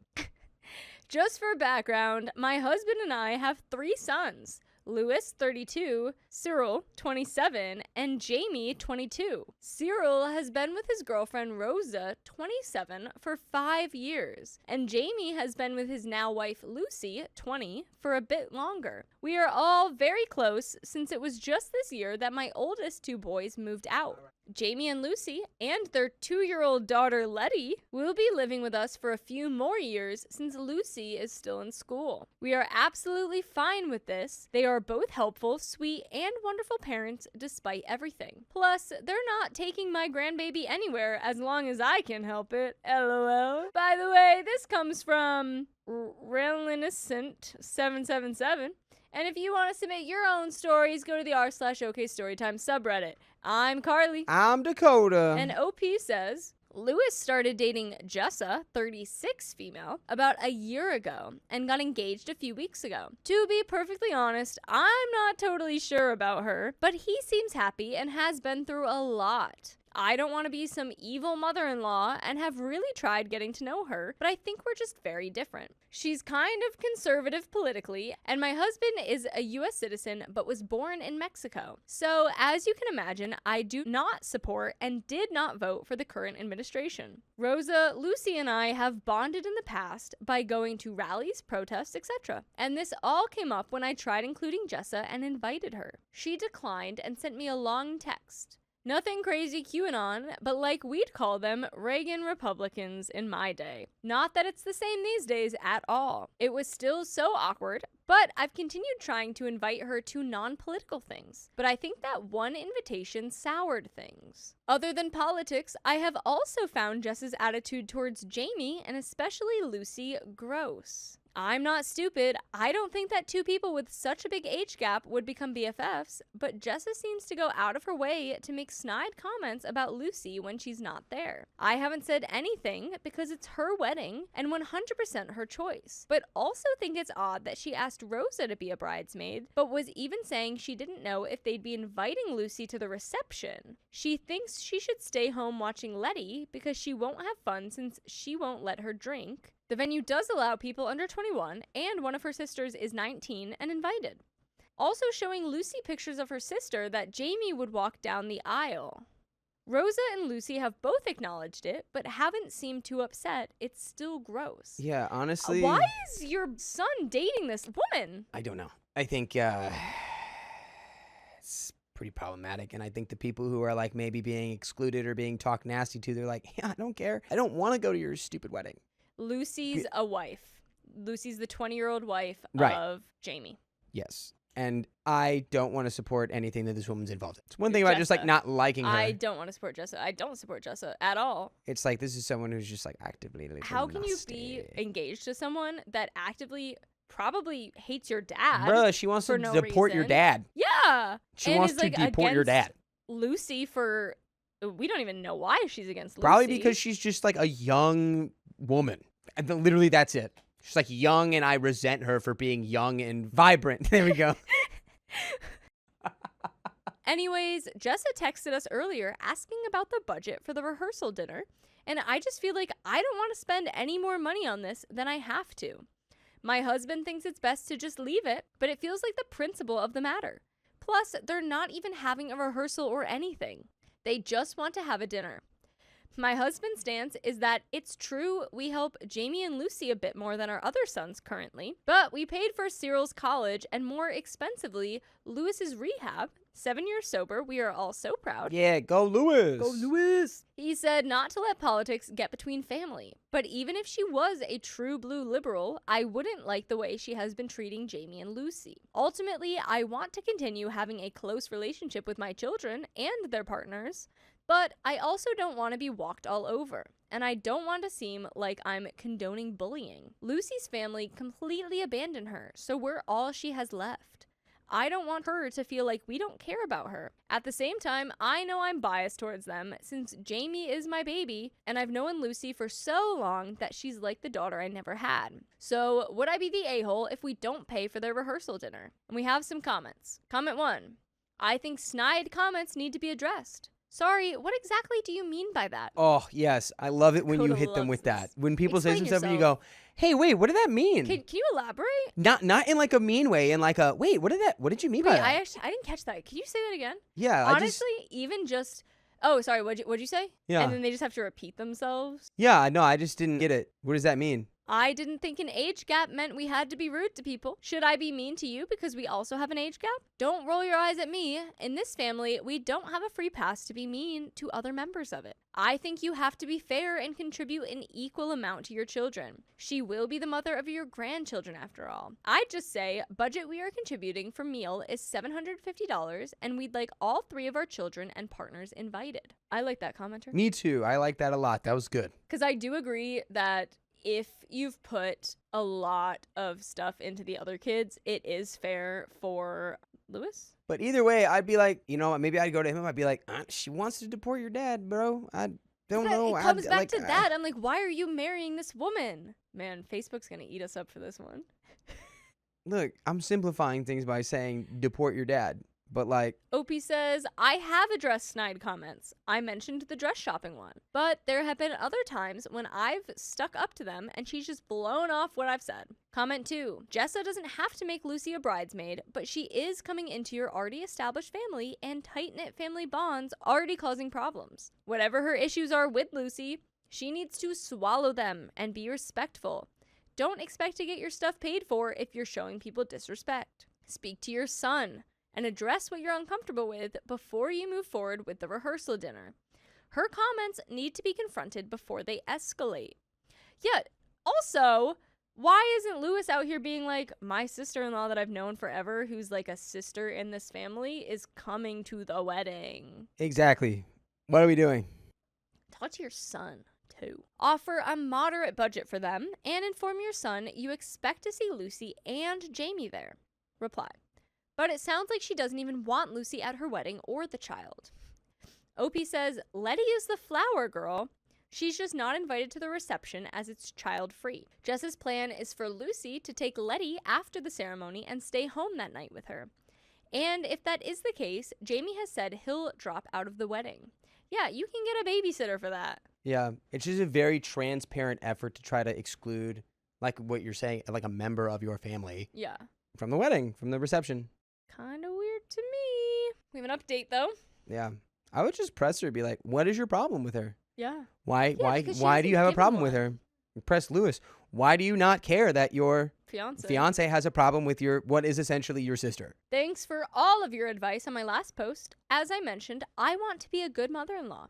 I remember when my boys were young and we'd watch Everybody Loves Raymond and saying I would never be a Marie. I mentioned our political differences to be upfront. I know it's a bias, but it's not the main reason I dislike Jessa, just one of them. I get that I would be the a-hole to not pay for their rehearsal dinner. A few of you gave me the advice to just let my kids work it out. And some of you said to talk to Lewis one-on-one. So I invited him to lunch yesterday. Before that, I had texted the 2 of them back saying that we'd love to plan them a rehearsal dinner and to let us know if they had any ideas. And Jessa sent us a contract for a place with an $11K minimum. We have about $10K saved up for each of our kids for their weddings, first homes, and honeymoons. 11,000 for the rehearsal? What? That's some people's whole weddings and honeymoons and more. Who do you think you are? I cannot imagine going to someone and being like, well, my dinner tonight is $11K and you're paying for it. Especially because remember her proposed number was $750.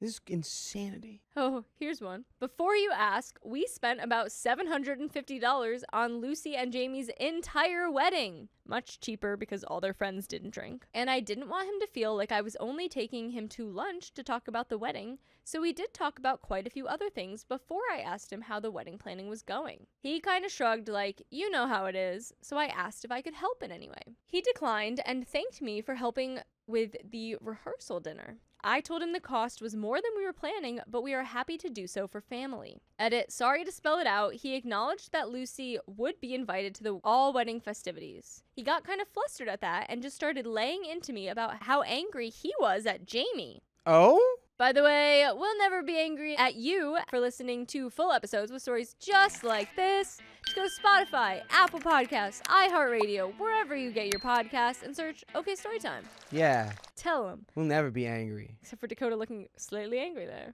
Okay. It's Labor Day. Look, I don't know. I think you've been going about this the right way. I want to know what's going on with Jamie. Okay. Let's keep reading. I need to know what's going on with Jamie. I told some of you, but originally Jamie was supposed to be best man. He and Lewis were always so close. When Jamie had first moved out of our house a few years ago, he would call Lewis every single day and they'd talk forever. Same thing when Lewis moved out last year. I knew after a blow up, Jamie stepped down as best man, but I did not realize they were this angry at each other. I have never heard Lewis talk about anyone else, much less Jamie, this way. He called him an a-hole, said he needs to grow up, stop being so controlling, and get over himself. He said that Jamie just didn't want to see him happy. There were other insinuations that I feel were incredibly unfair and untrue, but I let him get out his issues. I know you all think I'm so overbearing, but I had not realized their relationship had gotten so bad. I listened to this airing of grievances for a while, and honestly, I didn't push back much. It was so shocking. And later, when I told Jamie I had gotten lunch with Lewis, he was just like, oh, cool, like nothing was going on. We're just not a family that has these kind of dramas. Is it because Lewis has got someone else in his ear that likes problems? It sounds like Jess has been Named talking. Jessa? I told my husband I just thought I should let the boys work it out among themselves. He said, we'll see. So, not a great update. I have no idea how this is supposed to play out or what I should do, if anything. The wedding is in October since they got a good deal on a cancellation. Okay. My bride has no friends. Now our wedding is at risk. Oh no, you have to have your bridesmaids. My fiancé, 24 female, and I, 25 male, are recently engaged and have been together since we were 18. She's not the bridezilla type, but she has imagined a nice wedding. She's not very social and has no sisters or female cousins, and as a result, she has no bridesmaids. 0. I, on the other hand, have a solid group of guys to be groomsmen.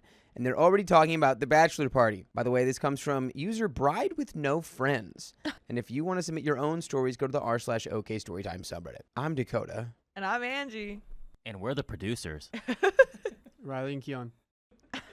And let's see what OP has to say. My fiance won't have a bridal shower or bachelorette party or anyone to go dress shopping with, etc. Gosh. It's really bringing her down. Yeah, it would bring anyone down, brother. Yeah. And she won't even talk about weddings. Once, she said between sniffles, can't we just sign a paper at a courthouse? But I know neither of us really want that.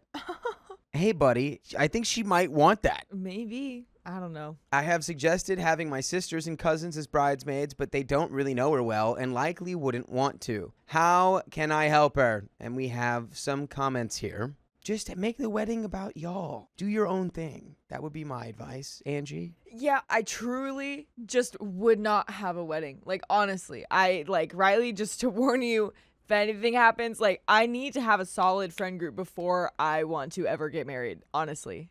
Friends Dang, I before guess we're weddings. never going to get married then. Okay.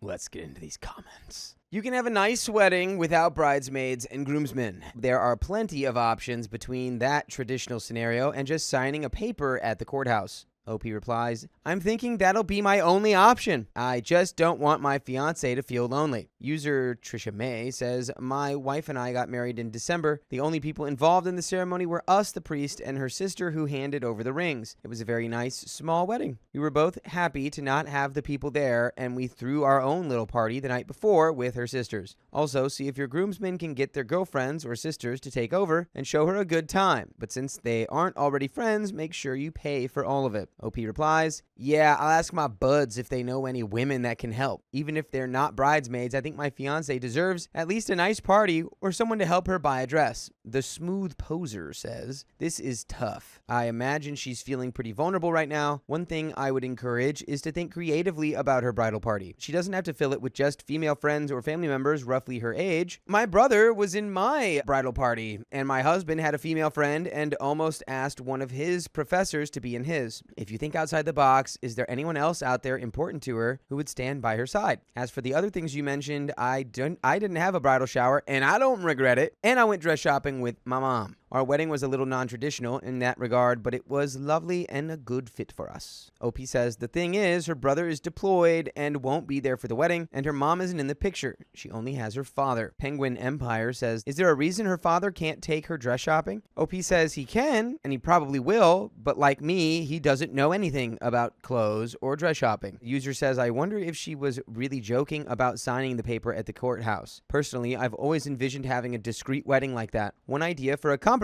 could be to have just the two of you and witnesses at the courthouse. Then you have a larger reception or party where the lack of bridesmaids wouldn't be so obvious. Your friend could play some kind of special role, even if they don't have a parallel on her side. OP says, no, she wants a wedding. She's just been saying recently that she doesn't deserve one. What? That sounds like another issue. This isn't just about her feeling lonely now. Her whole self-confidence is being ruined. We need to fix it. What say you? You hire actors. You hire maybe. extras. You pay them a day rate. I don't know what else to tell you at this point. If you want that, you're going to have to postpone the wedding, join a Honestly. club, make friends, get into something. Do something. Yeah. Get into something. What does she Right. do? What does she do? I would love to know. I mean, yeah, because, like, are there any coworkers or their family members, like, even if it's cousins or aunts, like, anyone, and neighbors? You know, is there anyone that we could reach out to? And if this is, like, part of the reason why she doesn't think that she deserves a wedding, then I feel like we should just postpone it. You will get married eventually. Yeah. 2 days later, update. Did not expect to update this fast. I didn't expect to update at all unless something miraculous happened, and it did. Uh-oh. In short, I have the best friends in the world. I read through a ton of these comments, but not all, and decided to look over my fiance's box of wedding planning stuff because I had a suspicion. Inside the box were all these magazine clippings of a big church wedding, flower ideas, and stuff like that. And then I saw pictures of the dress. They were all big, poofy, ornate things that don't seem akin to my fiance's style at all, but they're similar to the dresses my sisters wore at their weddings. And then it all sort of clicked for me. My fiancé probably doesn't want a church wedding or any of these fancy trimmings. She's trying to win my family's favor. Oh my goodness, I really should have noticed this earlier and gotten more involved. I know. Oh. So she wasn't joking. She was like, can we maybe just have a courthouse wedding? Yeah, that is not what I thought it was going to be. I mean, I didn't think she was joking about that in the first place if she said that in between sniffles. You know what I mean? Yeah. But I did think she was just thinking she didn't deserve it. But that is not where I thought that was going to go. No, not at all. Interesting. I think the time is now to just go to the courthouse. And yeah, maybe your wife is a little chronic people pleaser. She's got the CPP. Uh-huh. It's always hard when you have CPP. Yeah. But yeah, the wedding is just about y'all. Just make Yeah. it about y'all. If she's got nobody there, just make it about you two. Right. Because she's got you. So my Right. fiance flew home on Thursday to spend a few days with her dad because it was Father's Day weekend. I couldn't go because of work, so I was alone until this morning.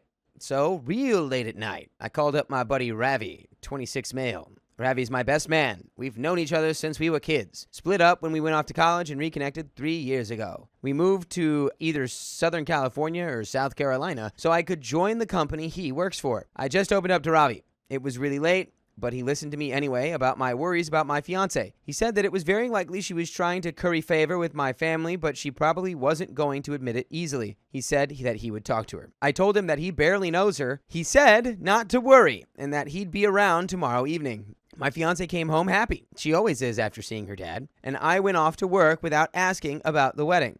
and she set out to work on her writing. She's off for the summer. I got home early, and at like 5 p.m., Ravi comes to my house with my other good friends, Carson, Andrew, and Tim, 23 to 30 male. I know all these guys from various places, and we're all a solid group.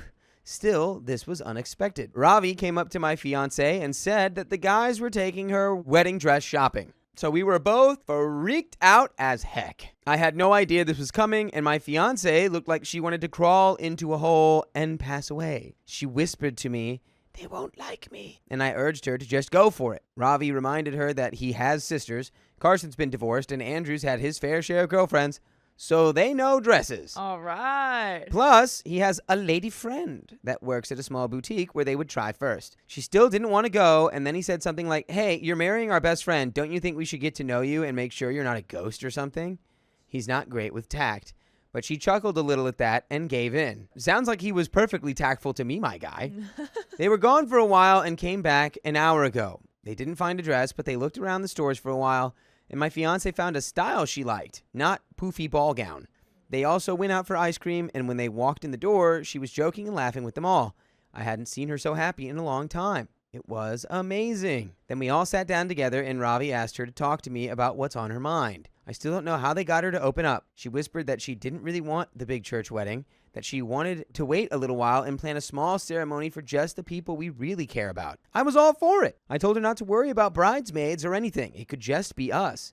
She said no. She wants her dad, the guys, and my family to be there. But I feel like this is going great. I think that's awesome for these guys to swoop in and yeah, it's a great chance to get to know her. I mean, if they got to do that eventually, right? So that seems like a fun time to do it, and it could be a fun day, and it sounds like it was. So yay, that rhymed a little bit. Yeah, I hope in the time between now and then, maybe her brother can be there when he's not, plan it so when he's not on deployment or something. Yeah. Anything but literally the exact opposite of what we want. But we gotta learn to speak our mind. Yeah. We gotta know how to speak our mind. Please. We gotta communicate clearly and openly and honestly about stuff. Yeah, you'd probably want to learn how to do that with your soon-to-be spouse. That's an important thing to be able to do with one another. Talk. That's right. Openly and freely. Let's finish this story. Andrew, a awesome guitar player, said he'd put together a band for us. He asked my fiancée what her favorite song is, and he'd figure out an arrangement. This is the kind of question she usually dodges, but she blushed a little and actually told the truth. Panama my Van Halen, if anyone cares. Girl knows how to rock out. I don't think anyone knows her favorite song except me and her dad, who bought her Van Halen CDs growing up. Why, she's so shy. I told her I'd call my family and tell them the church wedding's off. If they make a big stink about it, I don't effing care. I have my bros and my beautiful future bride. That's all the family I need. Oh. And that is the end of that story. I refused to 100% support my fiancé, and it affected our wedding. Do you, 99.99999 support him? I, 25 male, met my fiancée, Laura, 25 female, 6 years ago when we were freshmen in college. She was a highly motivated, hard-working person, extremely smart, caring and funny, and just overall a great person to be around. When we started dating, she motivated me to really push myself through college. By the way, this comes from user my SO is lazy, and if you want to submit your own stories, go to the r/OK Storytime subreddit. So, the 3 years after we graduated, things started to change. I found a great IT job, and she struggled for a bit before landing a travel position in her field. Within the first 2 years of working, I had increased my salary through promotions and certification by almost 50%, and that's about the time we got engaged. Laura hated her job and asked if she could quit while she looked for something else. I was against it initially. I asked her if she could just swap to part-time, maybe 20 to 30 hours per week. Instead, we were already renting, and though my salary had increased significantly, I wanted to continue saving money so that we could purchase our first home together. She threw a fit and went to her parents, where her mom was completely against me, saying that I should support her daughter and that I made more than enough to support her until she found a job. It should be noted that her mom doesn't work and her family isn't well off, so they actually struggle. Her dad works, but for whatever reason, her mom stopped working after she had Laura and never went back to the workforce despite her father not making enough. I tried to hold firm, and after some research, found that her employer offered PRN positions, 4 to 20 hours per week, with increased pay, basically a work as needed position. She didn't want that either. When my parents came over one day, she talked to my mom about it, who seemed to side with her as well. My mom is a stay-at-home mom because my dad makes so much and allows it.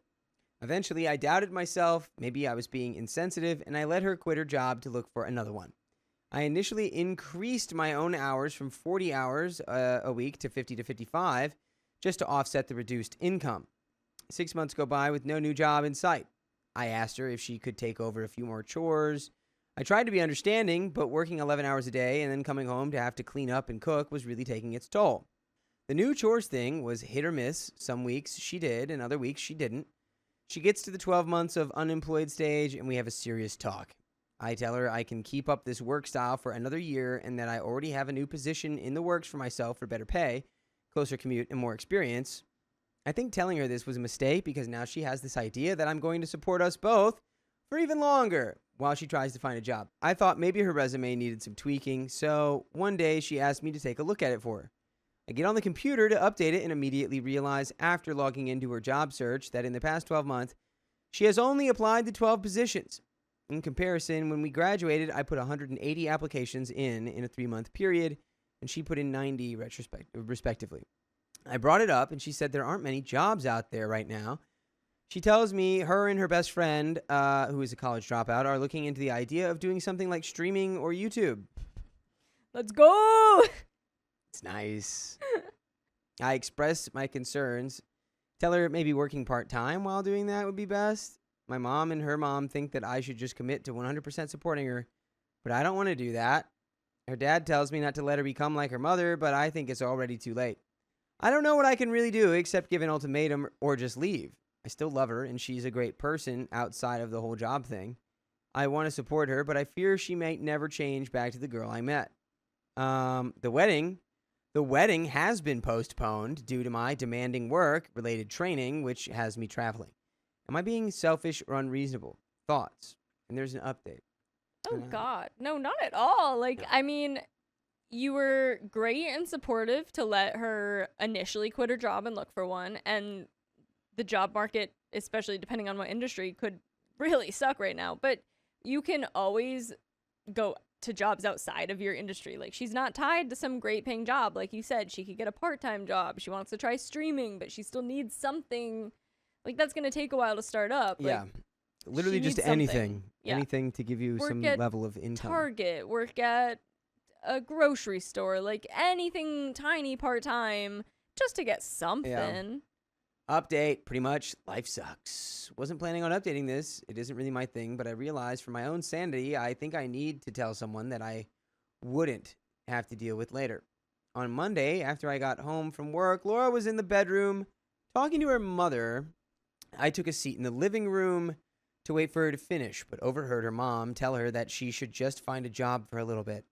She was in a pretty hostile mood, but I figured there was no reason to wait. Her older brother had been in town since last week, and she's been spending a considerable amount of time with him, which surprisingly had her feelings extremely stressed out. He really dislikes what she has become. Our talk started pretty awful, to be honest. I basically asked her if anything was wrong with her and what she would need to get back on her feet, and a lot of stuff about our relationship, where we used to be and where we wanted to go. It turned into a crap storm pretty quickly of her trying to pin blame on me. She told me about the indescribable guilt that she felt each day, how she wanted to do something and move forward with her life but didn't know what to do. She blamed me and my kindness and work ethic for letting her become the person that she is now without much fuss. Huh? She told me that as long as I was in the picture, she felt like she could never venture back out into the real world. She told me that she hated the person that she had become and that she hated how much she dragged both of us down. She said that she loved me but resented my situation at the same time, and her words really hurt. Her anger turned into sadness and a bunch of crying after a few minutes of yelling. She was yelling? She apologized for everything. She knew the real reason I postponed our wedding and even told me that it should be canceled permanently. Yeah, I'd say that would be an effect on your wedding. Yeah, saying to cancel it? Yeah. Yeah. We talked a bunch more and we sat down and really thought out and developed a plan step by step with guidelines of exactly what we were going to do. I'll admit I got my hopes up. I felt like everything was making sense. I was understanding her and all that. It was a highly emotional and stressful part of the conversation. I condensed it heavily, but I don't think I've ever pushed her before. But with the wedding called off and both of us on the same page, I figured this time could be different. The next day at work, I couldn't even focus. I spent most of my time researching and planning stuff for her. I'll admit I was excited, and I even left work early just so we could get a head start. But when I got back to the apartment, all her stuff was gone. Clothes, shoes, laptop, literally nothing was left of hers. The amount of panic and anxiety I felt, I don't even know how to describe it. All my calls went straight to voicemail.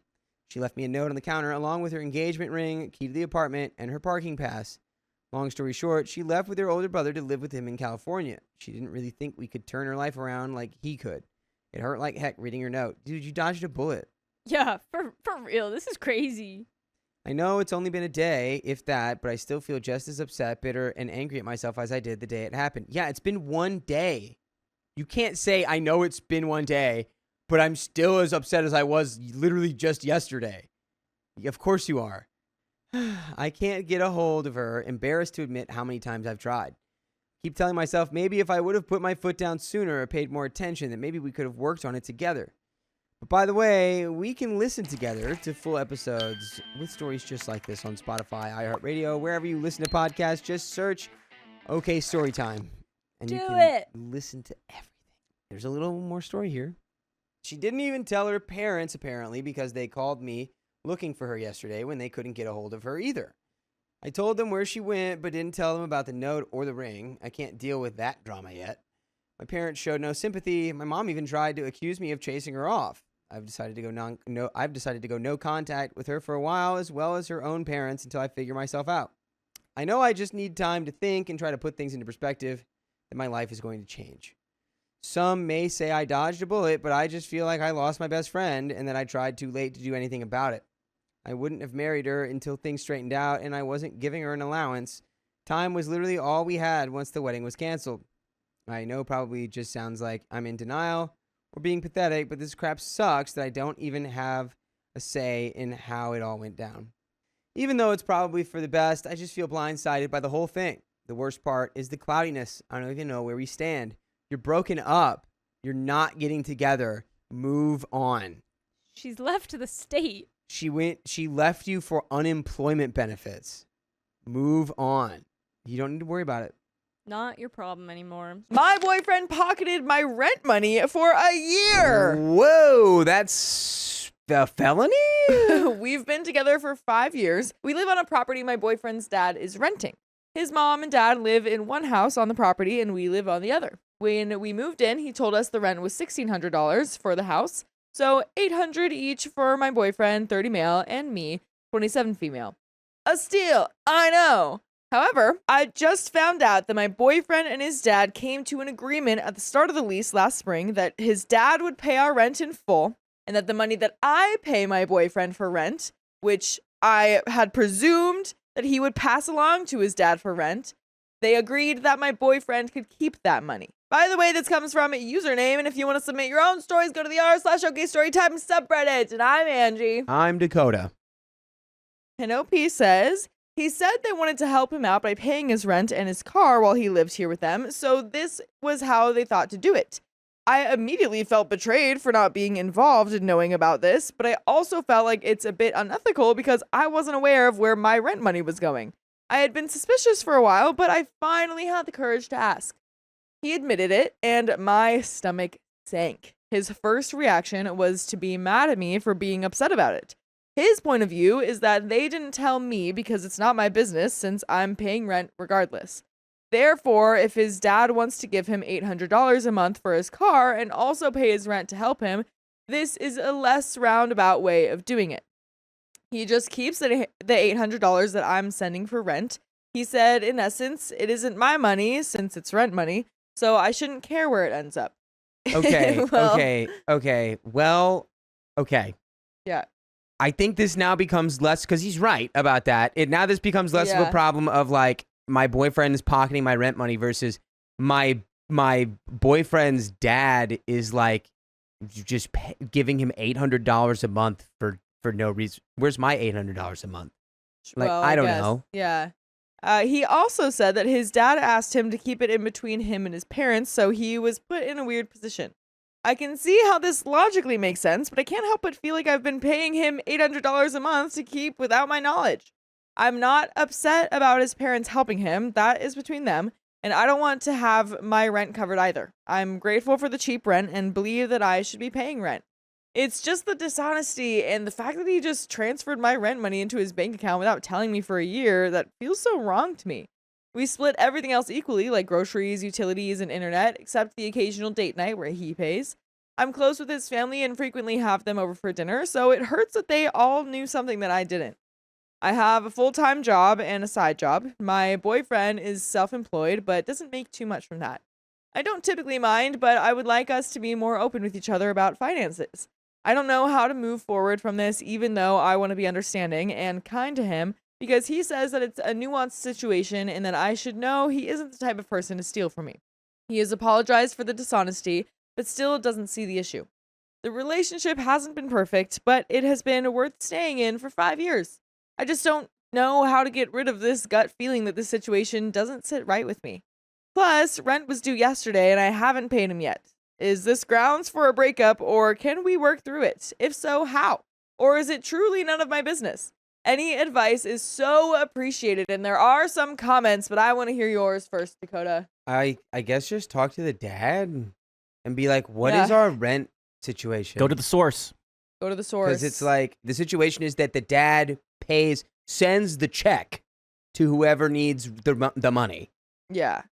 Because it's not, dad owns the land or his rent, whatever, but he doesn't own it. I guess he's still paying it off. Right. But I don't know. It's just, it's weird math, because why would you want? Yeah. Wouldn't he just not pay any? If you're giving him half of the rent money back in cash, so you rationalize, we'll just keep the rent money your girlfriend gives you. Couldn't you just also be like, you don't have to give me any rent money, because then that saves you that much money per month, since I just give it back to you? But then it becomes an issue of, why is as OP, it's like, why am I the only one paying rent in the house? Then it's like, well, no, I'm actually paying rent, but it's being subsidized at the exact same time by my dad. It's like, exactly. It's just like, what? It's at the end of the day, everyone is still getting and giving the same amount of money that they would. I see that. It's just a like a weird way to do it, and it really is just the dishonesty, you know. Cool. But there is more to the story. And some comments. Run Jump Sleep says, I'm confused. Boyfriend's dad is renting a property that has 2 houses, but is paying rent for each of the houses separately or subletting one. You sure boyfriend's dad doesn't just own the entire property? I would bet boyfriend's dad doesn't expect any rent for the house, and boyfriend just told that story to get money from OP, just like what you said. OP says, no, it's like a big property with 2 small houses and their businesses on it. He rents the entire plot of land. He doesn't own it. Each house used to have its own rent along with the business spot, but now he just rents all 3 in one big lease. Run Jump Sleep responds, so there is technically no $1,600 in rent to pay if he rents the entire property. It's just you paying $800 to your boyfriend. Dad isn't actually putting out any extra money for rent. He would be paying the same amount even if you and the boyfriend weren't there, since he rents the entire property. You are being scammed. Groovy Mama 98 says, before you knew this, would you have described your relationship as having no real secrets? Has it changed how you view him or your relationship on a whole? Consider if you were in a different rental agreement and his parents were helping him financially without being involved in the rental agreement. He doesn't tell you. Do you feel the same way? Do you feel like your relationship should be past the not sharing important information stage? Do you feel betrayed? Does his remorse match your feelings? OP responds, these are good questions. I would say there were no real secrets before, but this has changed how I view the whole relationship with him and the one I had with his parents too. After 5 years, I really felt like family, not a stranger. I don't think I'd feel the same way if my rent money wasn't involved at all. I do feel like our relationship is past the stage of not sharing financial info. We've discussed marriage. I do feel betrayed. His remorse doesn't match my feelings. He's trying to dust it under the rug and move on from it because he doesn't see it as a big deal. But we do have an update. I've been with my boyfriend for 6 years now. He's a content creator and posts 2 to 3 times a year when certain products are released. What? What? You're a content creator and you post 2 to 3 times a year? I thought you were going to say a week. What are you, Bill Wirtz? That's crazy. Oh my God. That's hilarious. Yo, shout out Bill Wirtz, though. Honestly, one of the biggest geniuses ever. Yep. Shout out to you, Bill. I have a 9 to 5 that is in my passion. I work from home about 35 hours a week, 40 on a hard week, and I have a side job related to my full-time job that takes about 10 to 15 hours a month. I love my job, although it can be stressful at times, but it's ultimately what I want to be doing. And I really don't think I overwork or prioritize it more than other things. I've always been super open about finances, but my boyfriend has not, which I respected and didn't push after some unpleasant conversations about finances. I thought as long as he had it together, I was okay with it. Recently, I found out that he is getting help from his parents on rent and his car payment, so I'm the only one paying rent essentially. And he hasn't made a livable wage from his content creation since around the vid, which is why he needs the help. When he isn't making content, which he makes content about 3 weeks out of the year, he's doing whatever he wants to all day long. So he doesn't work. So he's like, oh, I need support because I don't work at all. Okay, and this is, you know what? And I feel like my suspicions are being confirmed now. Yeah. Because what parent is going to sign off on that? Yeah. What parent is going to be like, oh, you're like completely like without income. Right. Your job, your career, you do twice a year. Right. And it makes no money. Oh yeah, go ahead and just take $800 from your girlfriend. Yeah. No, I feel like boyfriend is lying. We've been living together for 2 years now, and it's frustrating that he hasn't tried to find another source of income and is just okay with taking help from his parents. He's not a 9 to 5 type of person, and that's okay, but I would like him to do something. We were arguing recently over the financial situation, and he told me that my job is taking away from my ability to be 100% present in our relationship, and that it doesn't benefit him at all. Well, clearly it does, because you're getting $800 every month. Come on. He thinks the time I spend working and then carry over after work, whether it's stress or tiredness, is affecting us negatively. He also said he doesn't benefit from me having this job. I disagree, since I'm the only one actually affording rent and our split household costs like groceries. He also said that if my focus was 100% on our household, then our house, between both of us, would be spotless. There's no way this unemployed grifter is telling you need to clean the house more. Yeah. That's crazy. That's wild. He's literally grifting you out of 10 grand. Yeah. It's like you're a stay-at-home boyfriend right now. This isn't I'm the breadwinner here. Yeah.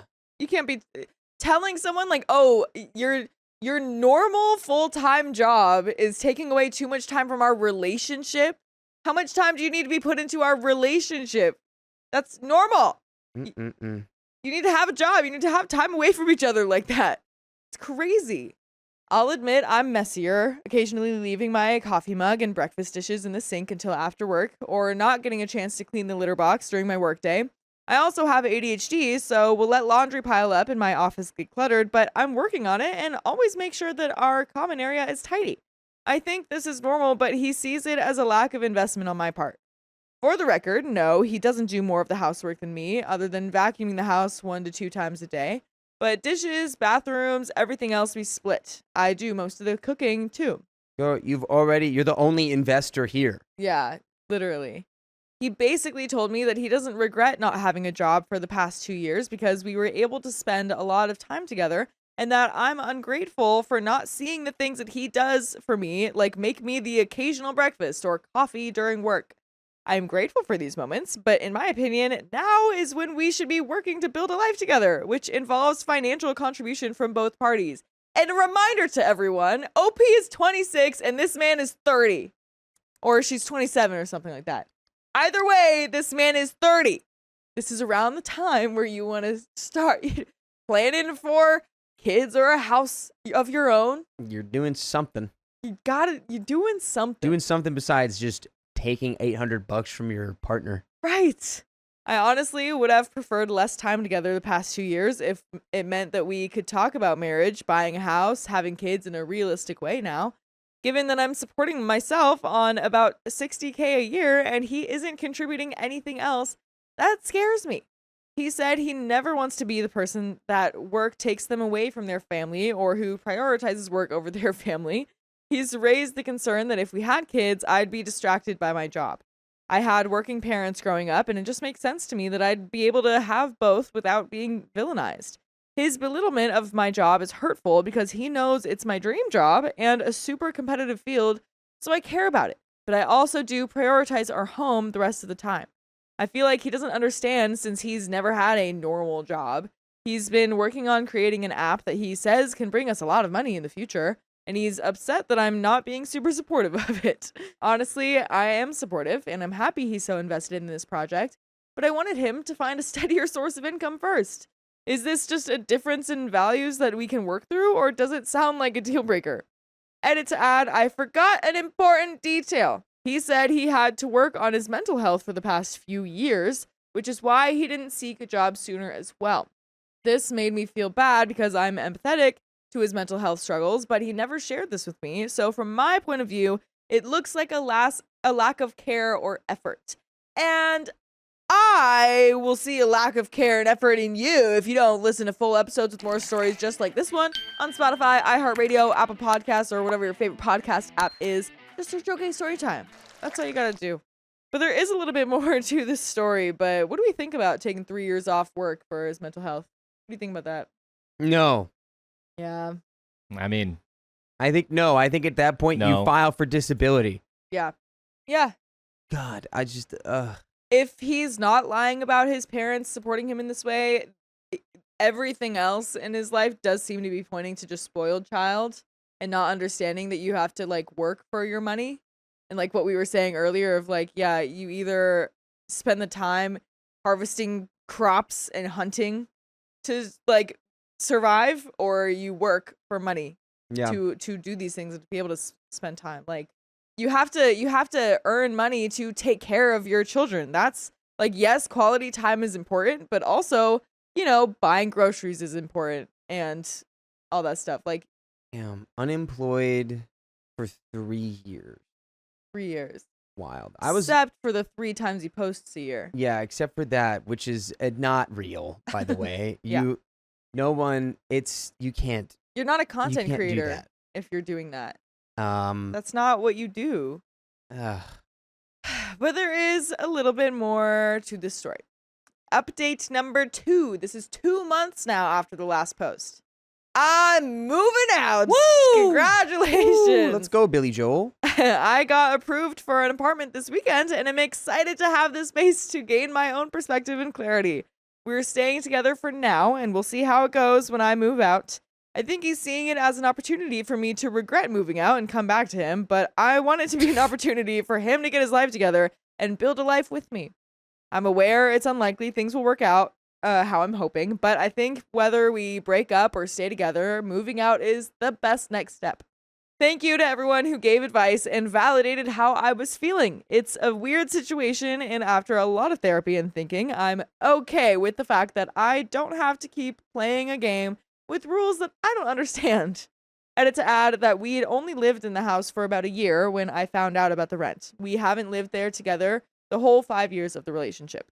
And that's the end of that story. My goodness. It's exhausting.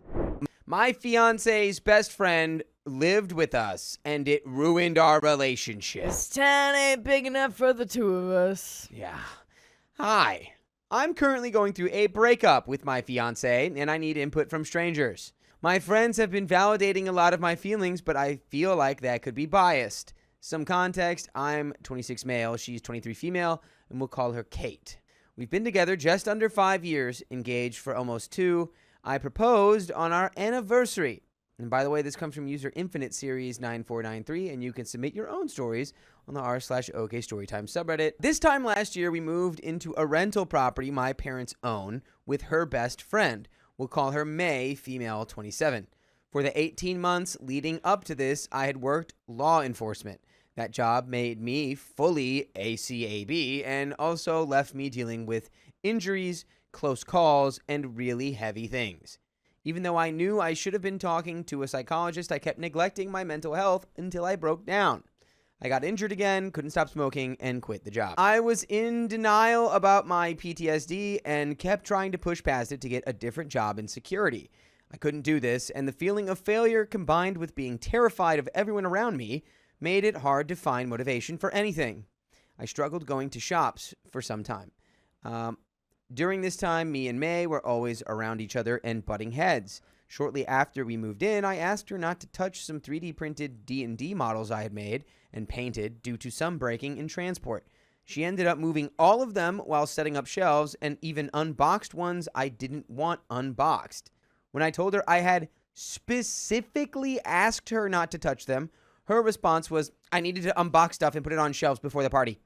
Well, I needed you not to touch my stuff. Yeah, I feel like you didn't need to touch my stuff to do that, though. Could have told me. Could have talked to me. We had a housewarming party coming up. I told her she could have done that without touching them, and she yelled, they wouldn't have been touched if you had done it yourself. When I talked to my fiancé about this, she took May's side. Oh. This established a pattern. May would do something that crossed a boundary, and she would yell at me when confronted. I did also cross her boundary sometimes, and I tried to apologize and explain that I didn't understand that had been an issue, and clear communication would help me understand in the future. A few months go by. I am terrified of May. Every time I'm around her, my heart is pounding. I'm looking for weapons. My body is reacting to her as a threat. I unfortunately responded by being angry. I felt like my fiancé wasn't doing anything to make the house feel welcome to me. I begged her to talk to May, and she said she did, but that I needed to apologize first and show that I can change. Eventually, in January, it reached a point where May would clean a small section of our patio where she sat and smoked. That area was where I sat most of the time when she wasn't around. One week, she got angry because I left my stuff in her spot, and another day, I didn't immediately stop smoking and move over for her. I told her it was a communal area and she didn't own that spot. The next day, I came home, and she was building a couch in that area. I told my fiancé that it seemed like a petty attempt to take ownership of the space. My fiancé dismissed that, but also said I wouldn't be able to sit on it due to the weight rating. I asked my fiancé to bring up moving it because at this point, I was too scared to talk to May and was avoiding her. My fiancé refused for a while, then did, and said the couch stayed, and started telling me to suck it up. Those were her actual words. So that's not like your partner. That's not how a partner should be with you. Yeah. You're warden. This led to us arguing and me picking the couch up and moving it to the other side of the table. At this point, May said they were moving out. I said it wasn't going to work with us together in the house.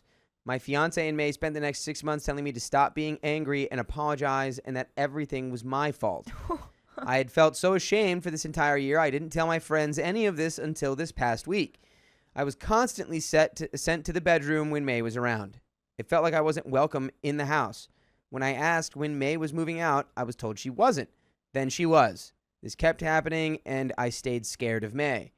Then my fiancé began screaming at and berating me for not having empathy, for not loving her or caring about her. I yelled too, but I also slowly began to feel hated by her, and as it went on, I just wanted to do anything to keep her happy. I apologized and was yelled at by May. This happened 3 times in a row, so I gave up. I didn't care about May anymore. She destroyed the friendship we had. I felt so unsafe, and I wanted May out of my life, but I could never ask my fiancé to give up her friendship. I just didn't want her in the house. I accused my fiancé of having an emotional affair. She denied that, but also told me May thought she had been in love with Kate, but talked it through with the psychologist, and she just loves her like a sister. This struck me as weird, and a lot of my friends are calling it manipulative. But last week, we hit a point. Kate had gone off and spent the night where May has been staying and told me she was staying at 10:30 p.m. She gave May $1,000 recently to fix their car. I finally talked to some friends about everything, and they made me feel validated in my fear and suspicions and just didn't make me feel crazy anymore. I had been conflicted with how I felt, and I knew I was wrong to be angry, and I was sorry for my actions. When I tried to make up for them, but when I asked for the same, I got yelled at. It felt like I was being told May can act however she wants and Kate will defend her, but if I step a toe out of line, I will be told off. I felt like a third wheel in my own engagement. Please let me know if you think I'm the a-hole or not, and there is an edit. Dang, man. No. I think that can happen sometimes where it's like a friend group or a couple of friends or something like that are strong, I guess you could say, where they're like super strong, like no one else can tear them apart or anything like that. But then it becomes where like if one person starts dating someone, then that other person is kind of also dating them because they both talk to each other about all of, you know, their arguments or all of their decisions or anything like that. Like everything kind of just becomes against that partner. And it's like not fair. I think that might be what's happening here. Super not fair. I feel like they like each other. Yeah. I feel like it's reciprocated. And then I feel like the solution is like, all right, well, let's just gang up on my fiance and make him leave. He's just a boy. It's okay. We can gang up on him. He's just a silly boy. Yeah, and he's it's just like a silly boy with PTSD. Right. I just found out that Kate has been lying to me for a few weeks about a mutual friend of ours, one of my best friends. Kate told me this friend thought I had changed and was no longer the person I was and didn't want me in their life. Due to this, I didn't reach out to them after the break until this morning. I asked how I had changed and why they didn't want me as a friend. She then denied not wanting me as a friend and told me she still loves me and wants me in her life. We've begun making plans to catch up and talk this weekend. This has made me realize that I well and truly have been manipulated and lied to, and that I'm not going crazy and losing everyone and everything.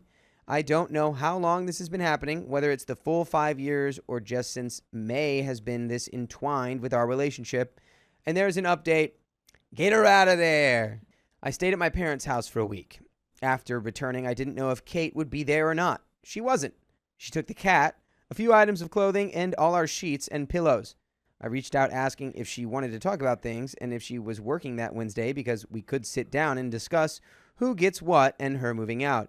She had threatened to take all the furniture during the breakup, so I wanted to sit down and actually divide the things we'd bought together. When did y'all break up?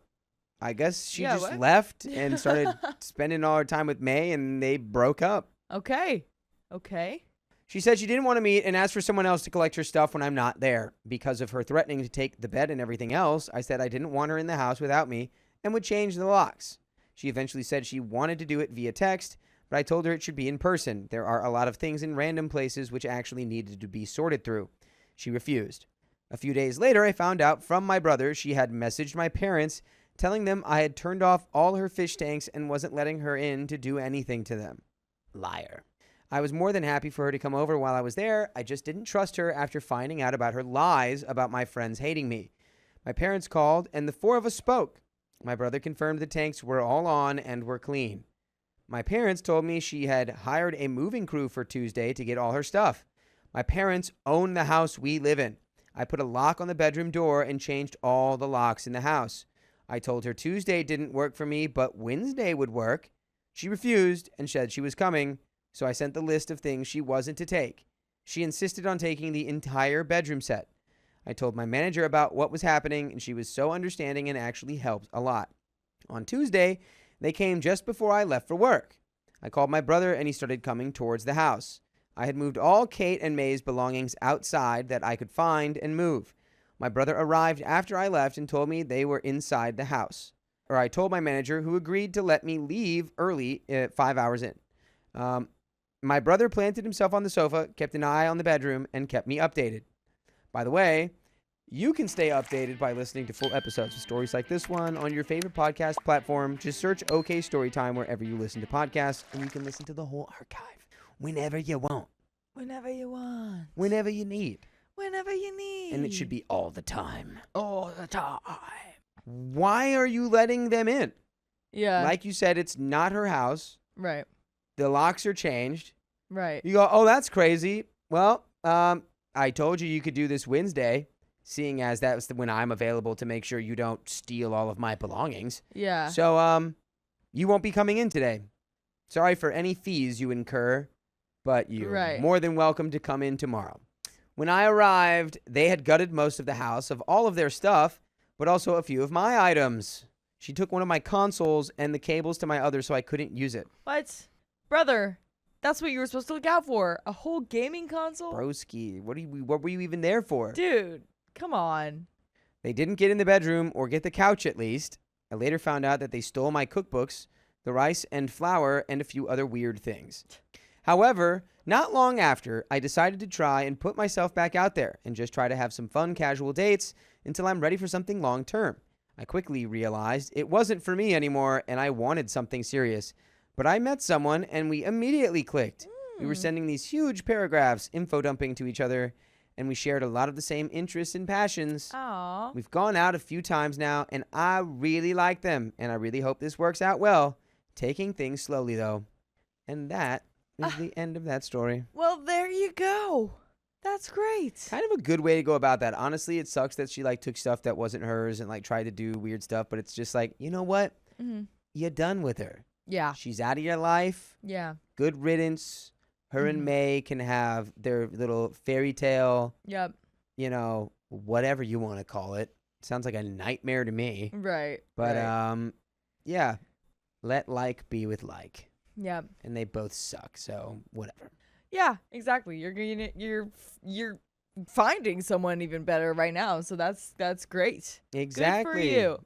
Be careful though.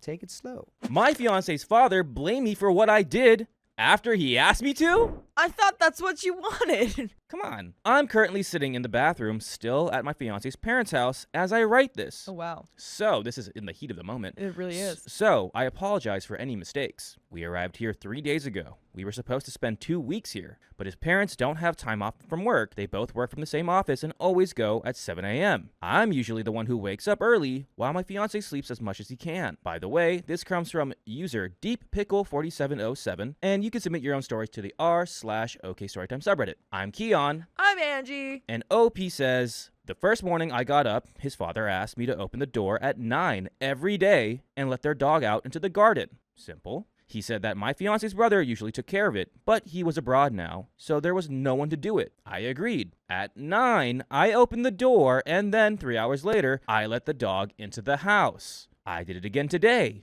3 hours later, 4, 6, 7.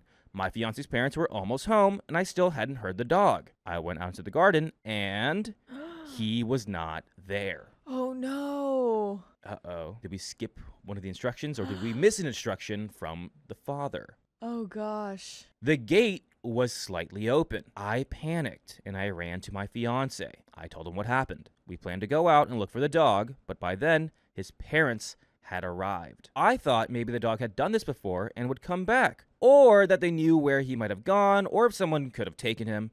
So, I immediately told him what had happened, and they yelled at me. No. This isn't solving the situation at all. No. The dog is still on the loose. Go find him. My fiance's mother was shocked and said she had no idea what I was talking about and that they never let a dog out alone. My fiance's father was equally furious and asked me if I was crazy and started talking about how I should have known their gate had been broken for years. Can't be fully closed, and how they would never put their dog in such danger. I reminded him of our conversation, but he said he didn't remember anything like that, and that I should stop blaming him. What? My fiance asked if I did it on purpose and started bringing up an incident from a year ago involving their dog.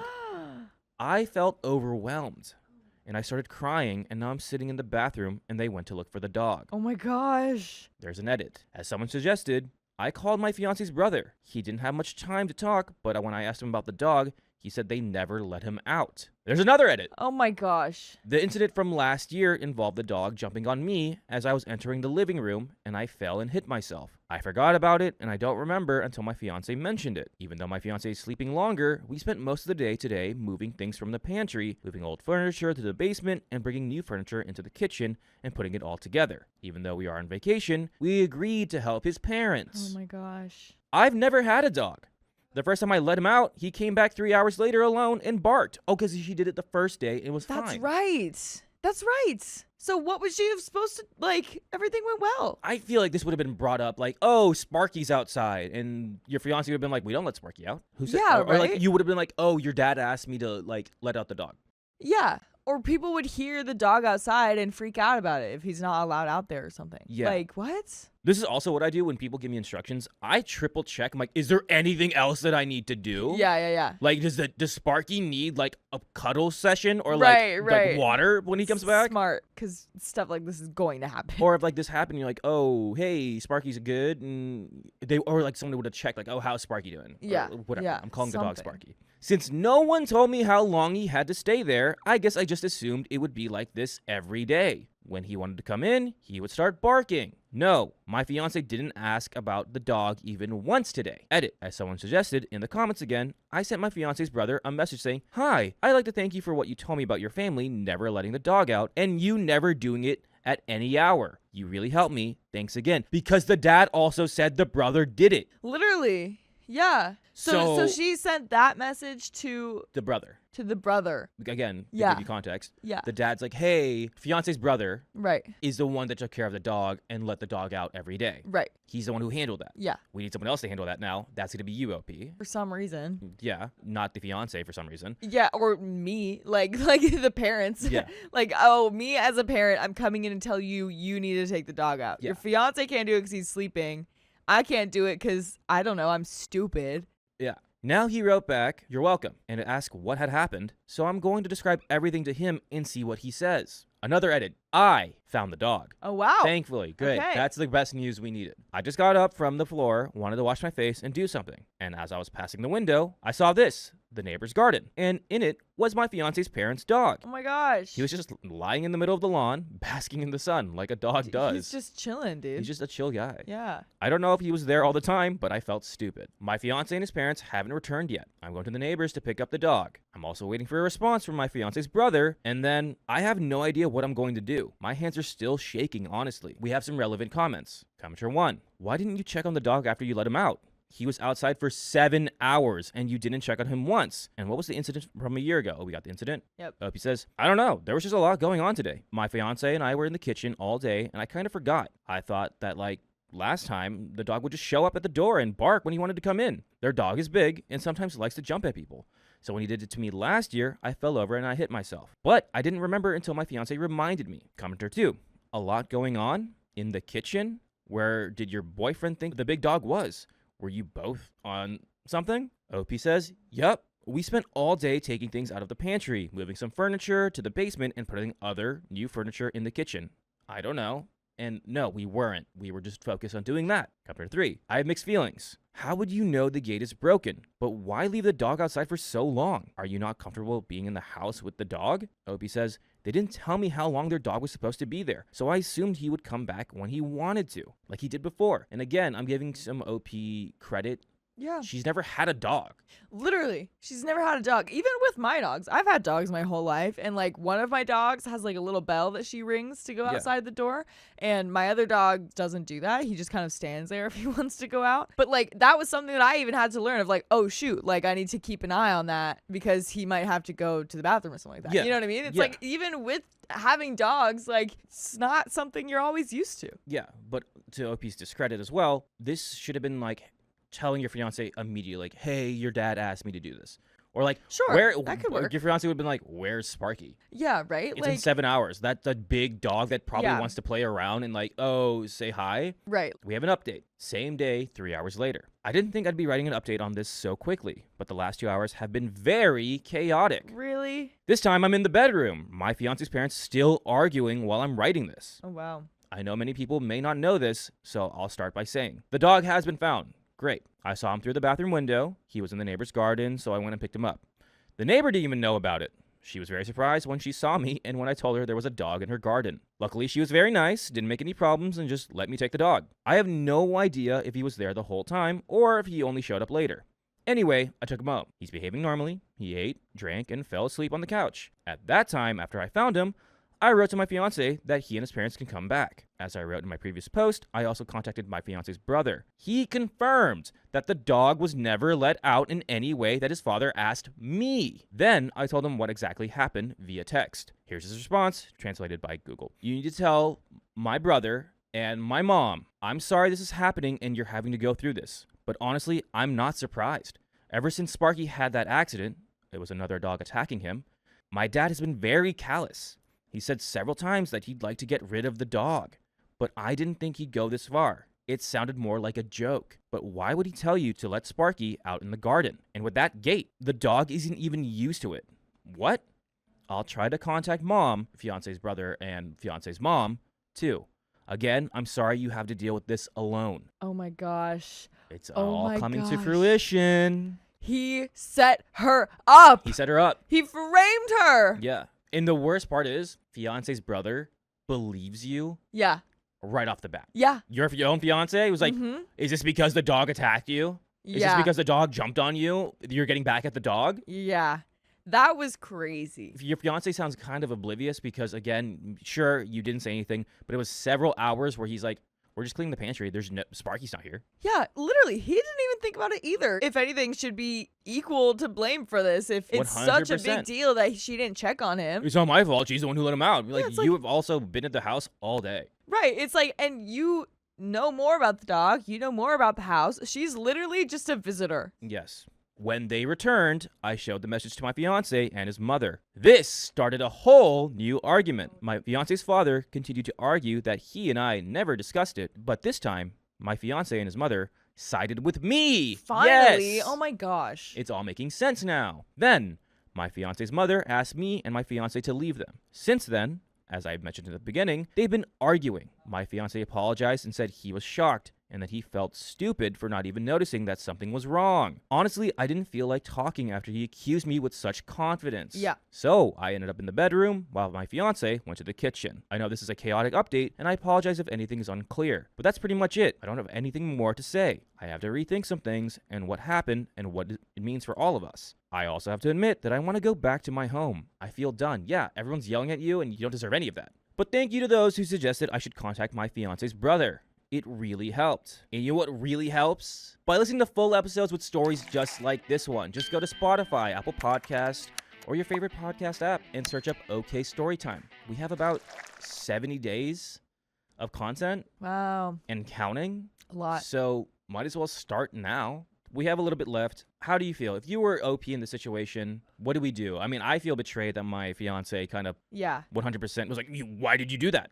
Literally. What would you do? How would you handle the situation? I would be very mad for sure. Mm-hmm. Very mad. I would definitely at least need space like she's getting. Because, I mean, you know, I would be glad that the mom is like, okay, fighting for me now. Yeah. Sucks that she was still yelling at me before, but now whatever.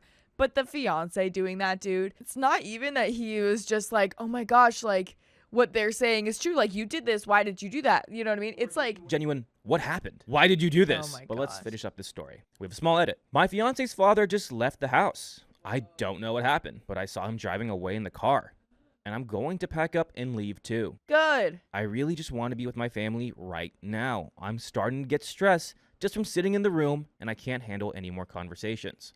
We have some relevant comments. A downvoted commenter. Sounds to me like you didn't like getting called out for leaving an animal outside for 7 hours. Oh my So you God. decided to make a fake update to absolve yourself of any responsibility regarding the situation. Shut up. That is so insane. Shut up. Is this a dad? Listen, I get it that OP doesn't know much with animals. Yeah. That's a little bit on her, like just being like not telling anyone. Yeah. But it's not really OP's fault when she was literally advised to let the dog out. right.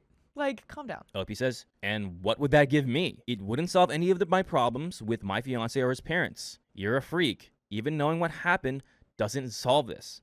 Everything is still a mess. The only good thing is that the dog was found. Was OP's fiance's father punted out of the house?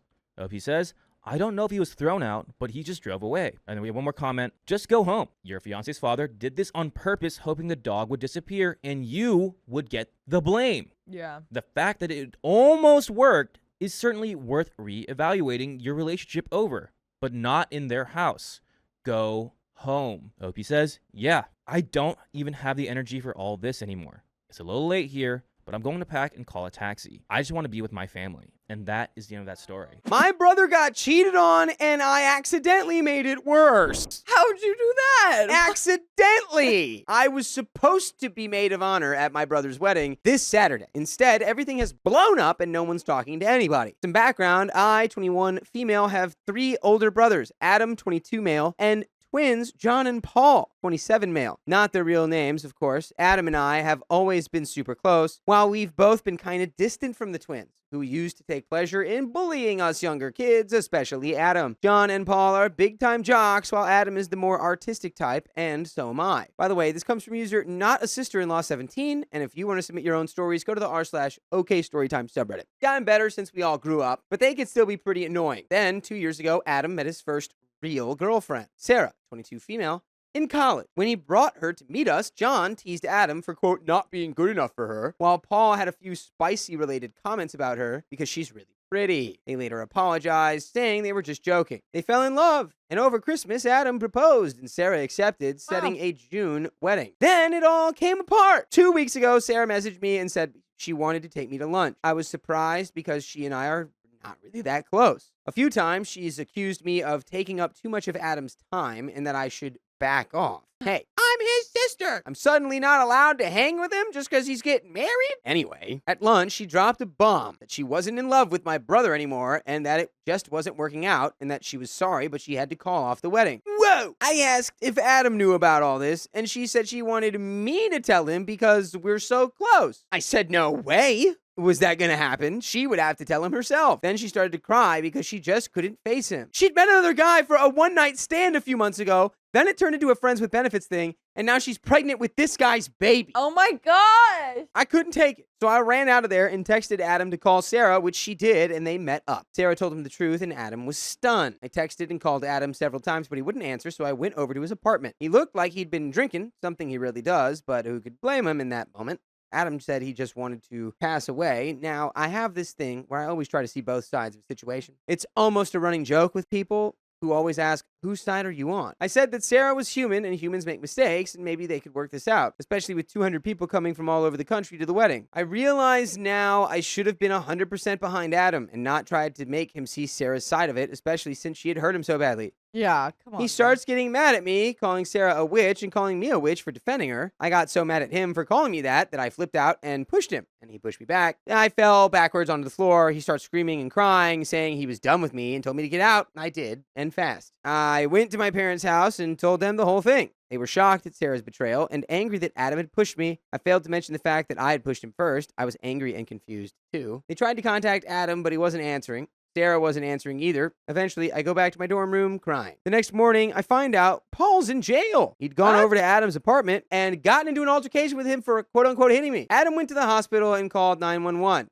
and had Paul arrested for assault. My parents had to bail him out. They weren't happy. Later, Adam sends all of us an email blast saying that we were all crazy and cruel to him when he needed us the most and that he never wanted to see any of us ever again. WTF? John and my mom and dad had nothing to do with it. Why would Adam be angry at them? Now my folks are so pissed at Paul, they won't even talk to him. I don't want to talk to him either. I tried the hospital, but Adam had already been released. I went to his apartment, but he was gone, along with a lot of his stuff. He won't answer my calls or anyone's calls. He's ghosting everybody. So now I've totally lost my brother, the only person in my family I was really close to, and my prospective sister-in-law. I'm so angry at her, I want to burst. I'm angry at Adam for ignoring us. What do I do? How do I move on from this? Update, you're right. I'm a horrible sister. Good. At least we're starting in a good place.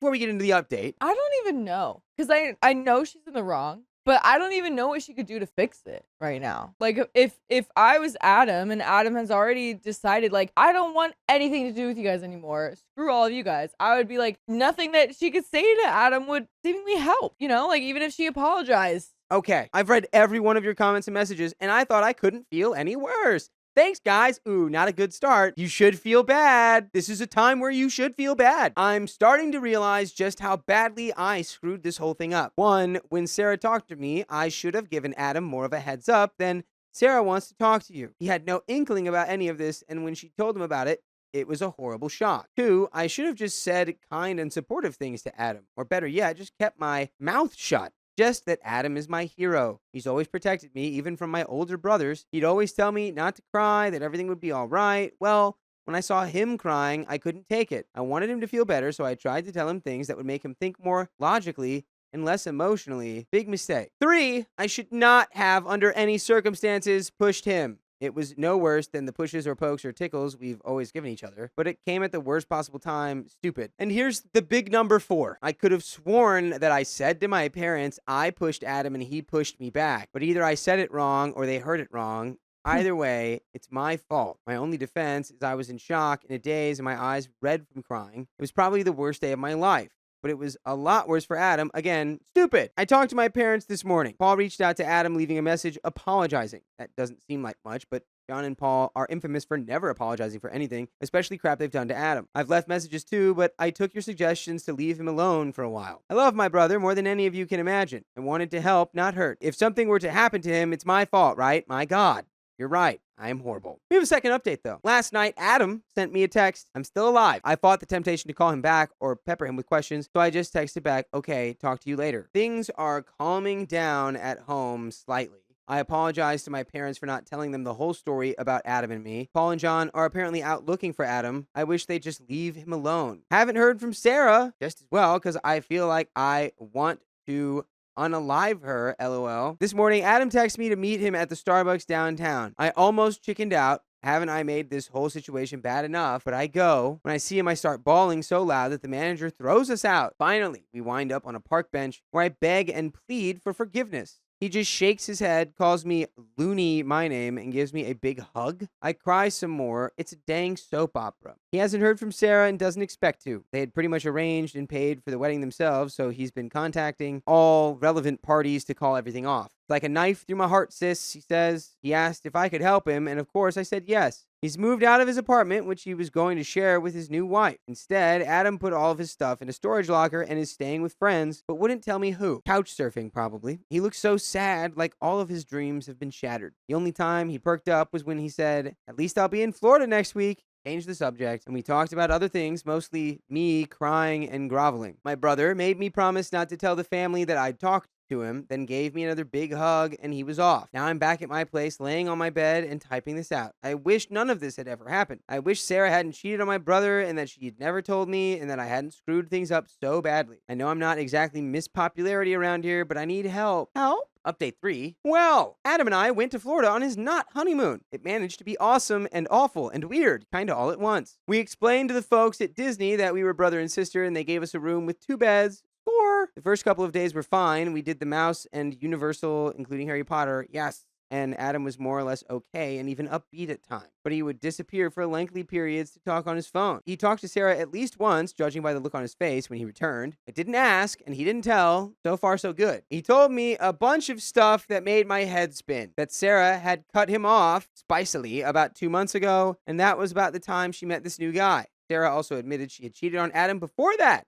A couple times. He suspected it, but couldn't prove anything. Paul sent Adam a bunch of messages asking for forgiveness, saying he, quote, just freaked out. I sent Paul a message myself saying that it was really my fault for the pushing and shoving thing. Paul still hasn't talked to him. He's not sure if he will forgive him. By the way, you can listen to other full episodes with stories just like this one on Spotify, iHeartRadio, or Apple Podcasts. Wherever you listen to stories, just type in OK Storytime. You've got the full archive in the palm of your hand, or on your laptop or your computer, or wherever you're listening. We've gotten so many, like, insanely infuriating people today. Like, this is a trip he should have gone on with a best friend completely not involved with the situation. Yeah. Not you, OP.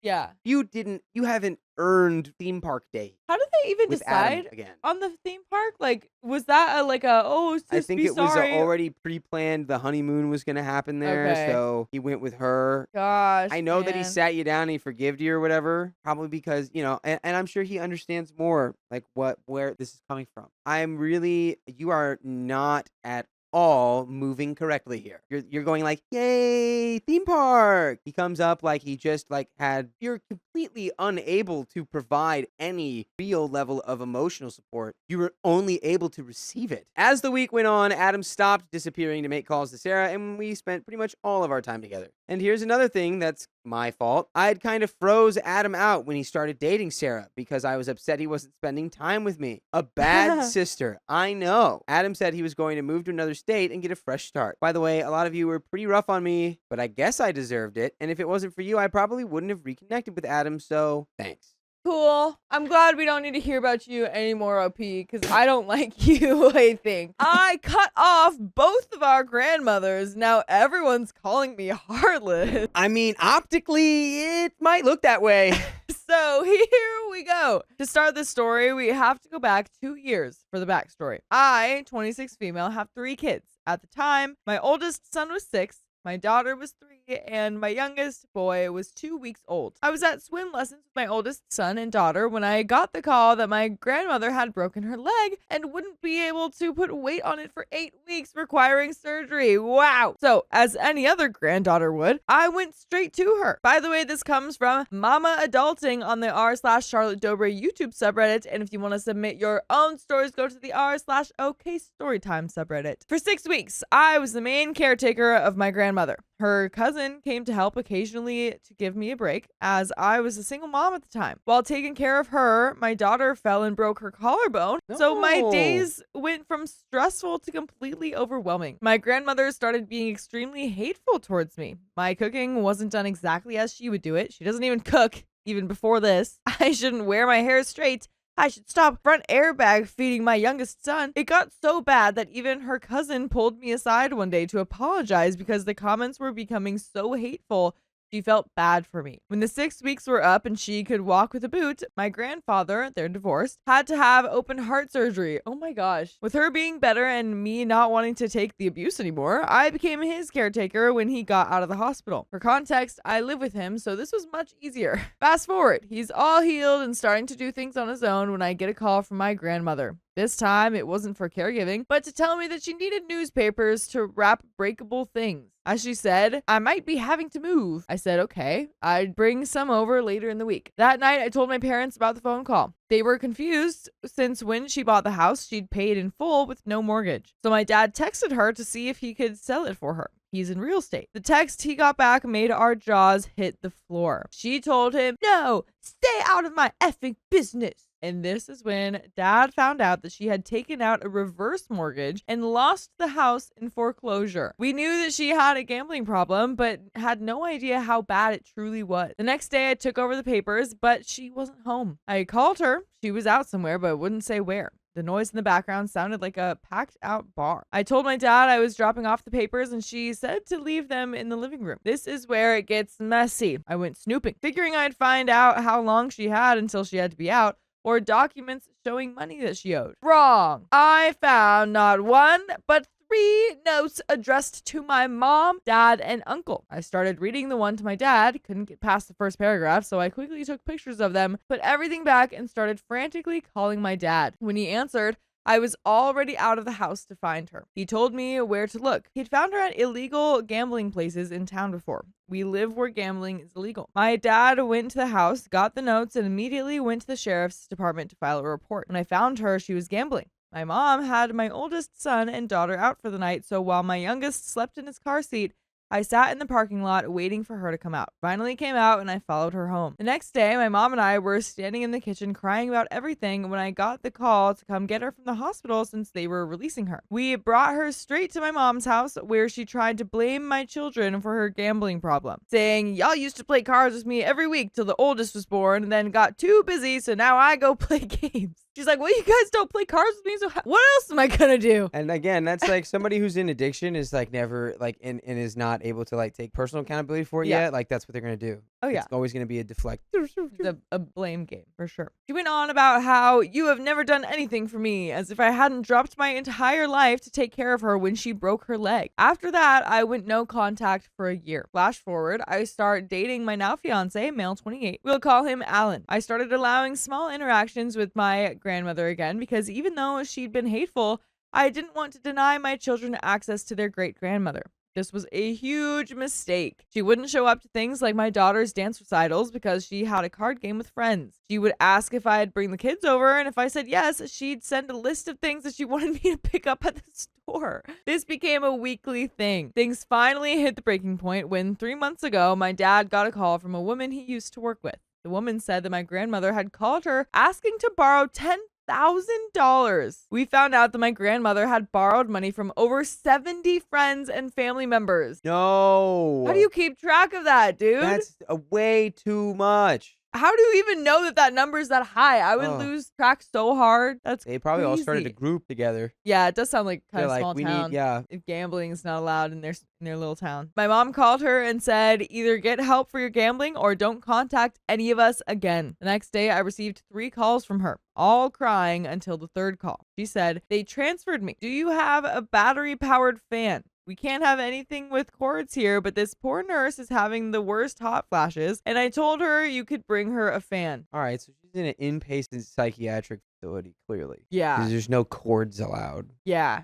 No cords, no So maybe shoelaces, no belts, probably. maybe the hospital that was mentioned earlier was, maybe we can assume the worst with those notes in that hospital visit. But yeah, I feel like she could find a fan somewhere else. I feel like this nurse can like have a different way to deal with her hot flashes. Yeah, it feels like that's Like, a weird way to try to reach out. yeah, I was in shock. She's supposed to be getting help, but is worried about a nurse who gets to go home having hot flashes. The next day, she called again asking if I'd come get her phone because she couldn't have it, but needed to make calls. So I won't be able to bring that to you because you can't have it. So I don't know what you want from me. I asked who she needed to call. She said, well, I'm going to lose the car, so I need to make some calls. Turns out she had taken out a title loan and never paid it. That was my final straw. I told her she needed to focus on getting better and not worry about things that she'd lost due to her choices, and until she was better and not gambling anymore, I'd be having no contact. Someone paid the loan for her so the car won't be repossessed. And then I found out the day that she got out of the mental hospital, she was back gambling. Now for Alan's grandmother. Alan's grandma and I had gotten to know each other when he and I first started dating, since he was living with her to help her. She can't do much by herself anymore. In the beginning, she seemed really nice and enjoyed having the kids and me around. She would make comments like, I shouldn't tell Alan's mom anything or get too close to her because she's a manipulative bee. These comments seemed weird, but everyone has family drama, so I just shrugged it off. When she found out that I'd met his parents and gone along with them, she was fuming. She would tell Alan that I was going to leave him and the kids weren't mine, so he shouldn't get attached. She would make comments on his birthday saying, well, since y'all had a party beforehand, that means I get you all to myself on your birthday. On Mother's Day, I made homemade cinnamon rolls, got her a gift, and flowers. She rolled her eyes and then told Alan how thoughtful it was and how much it meant to her that he got her the gift. He had no idea what it was, and I'm the one who paid for it. Things like this got more common, to the point that I told him how uncomfortable I felt being somewhere I wasn't welcomed anymore. Things hit the fan when she found out his mother was coming to my daughter's dance recital. She originally wasn't going due to it being too early and her not feeling good, so we invited his mom. His mom wasn't going to go if she was going because she didn't want his grandma making a scene and ruining a good moment for my daughter. His grandma called him the day before and said that she wanted to go,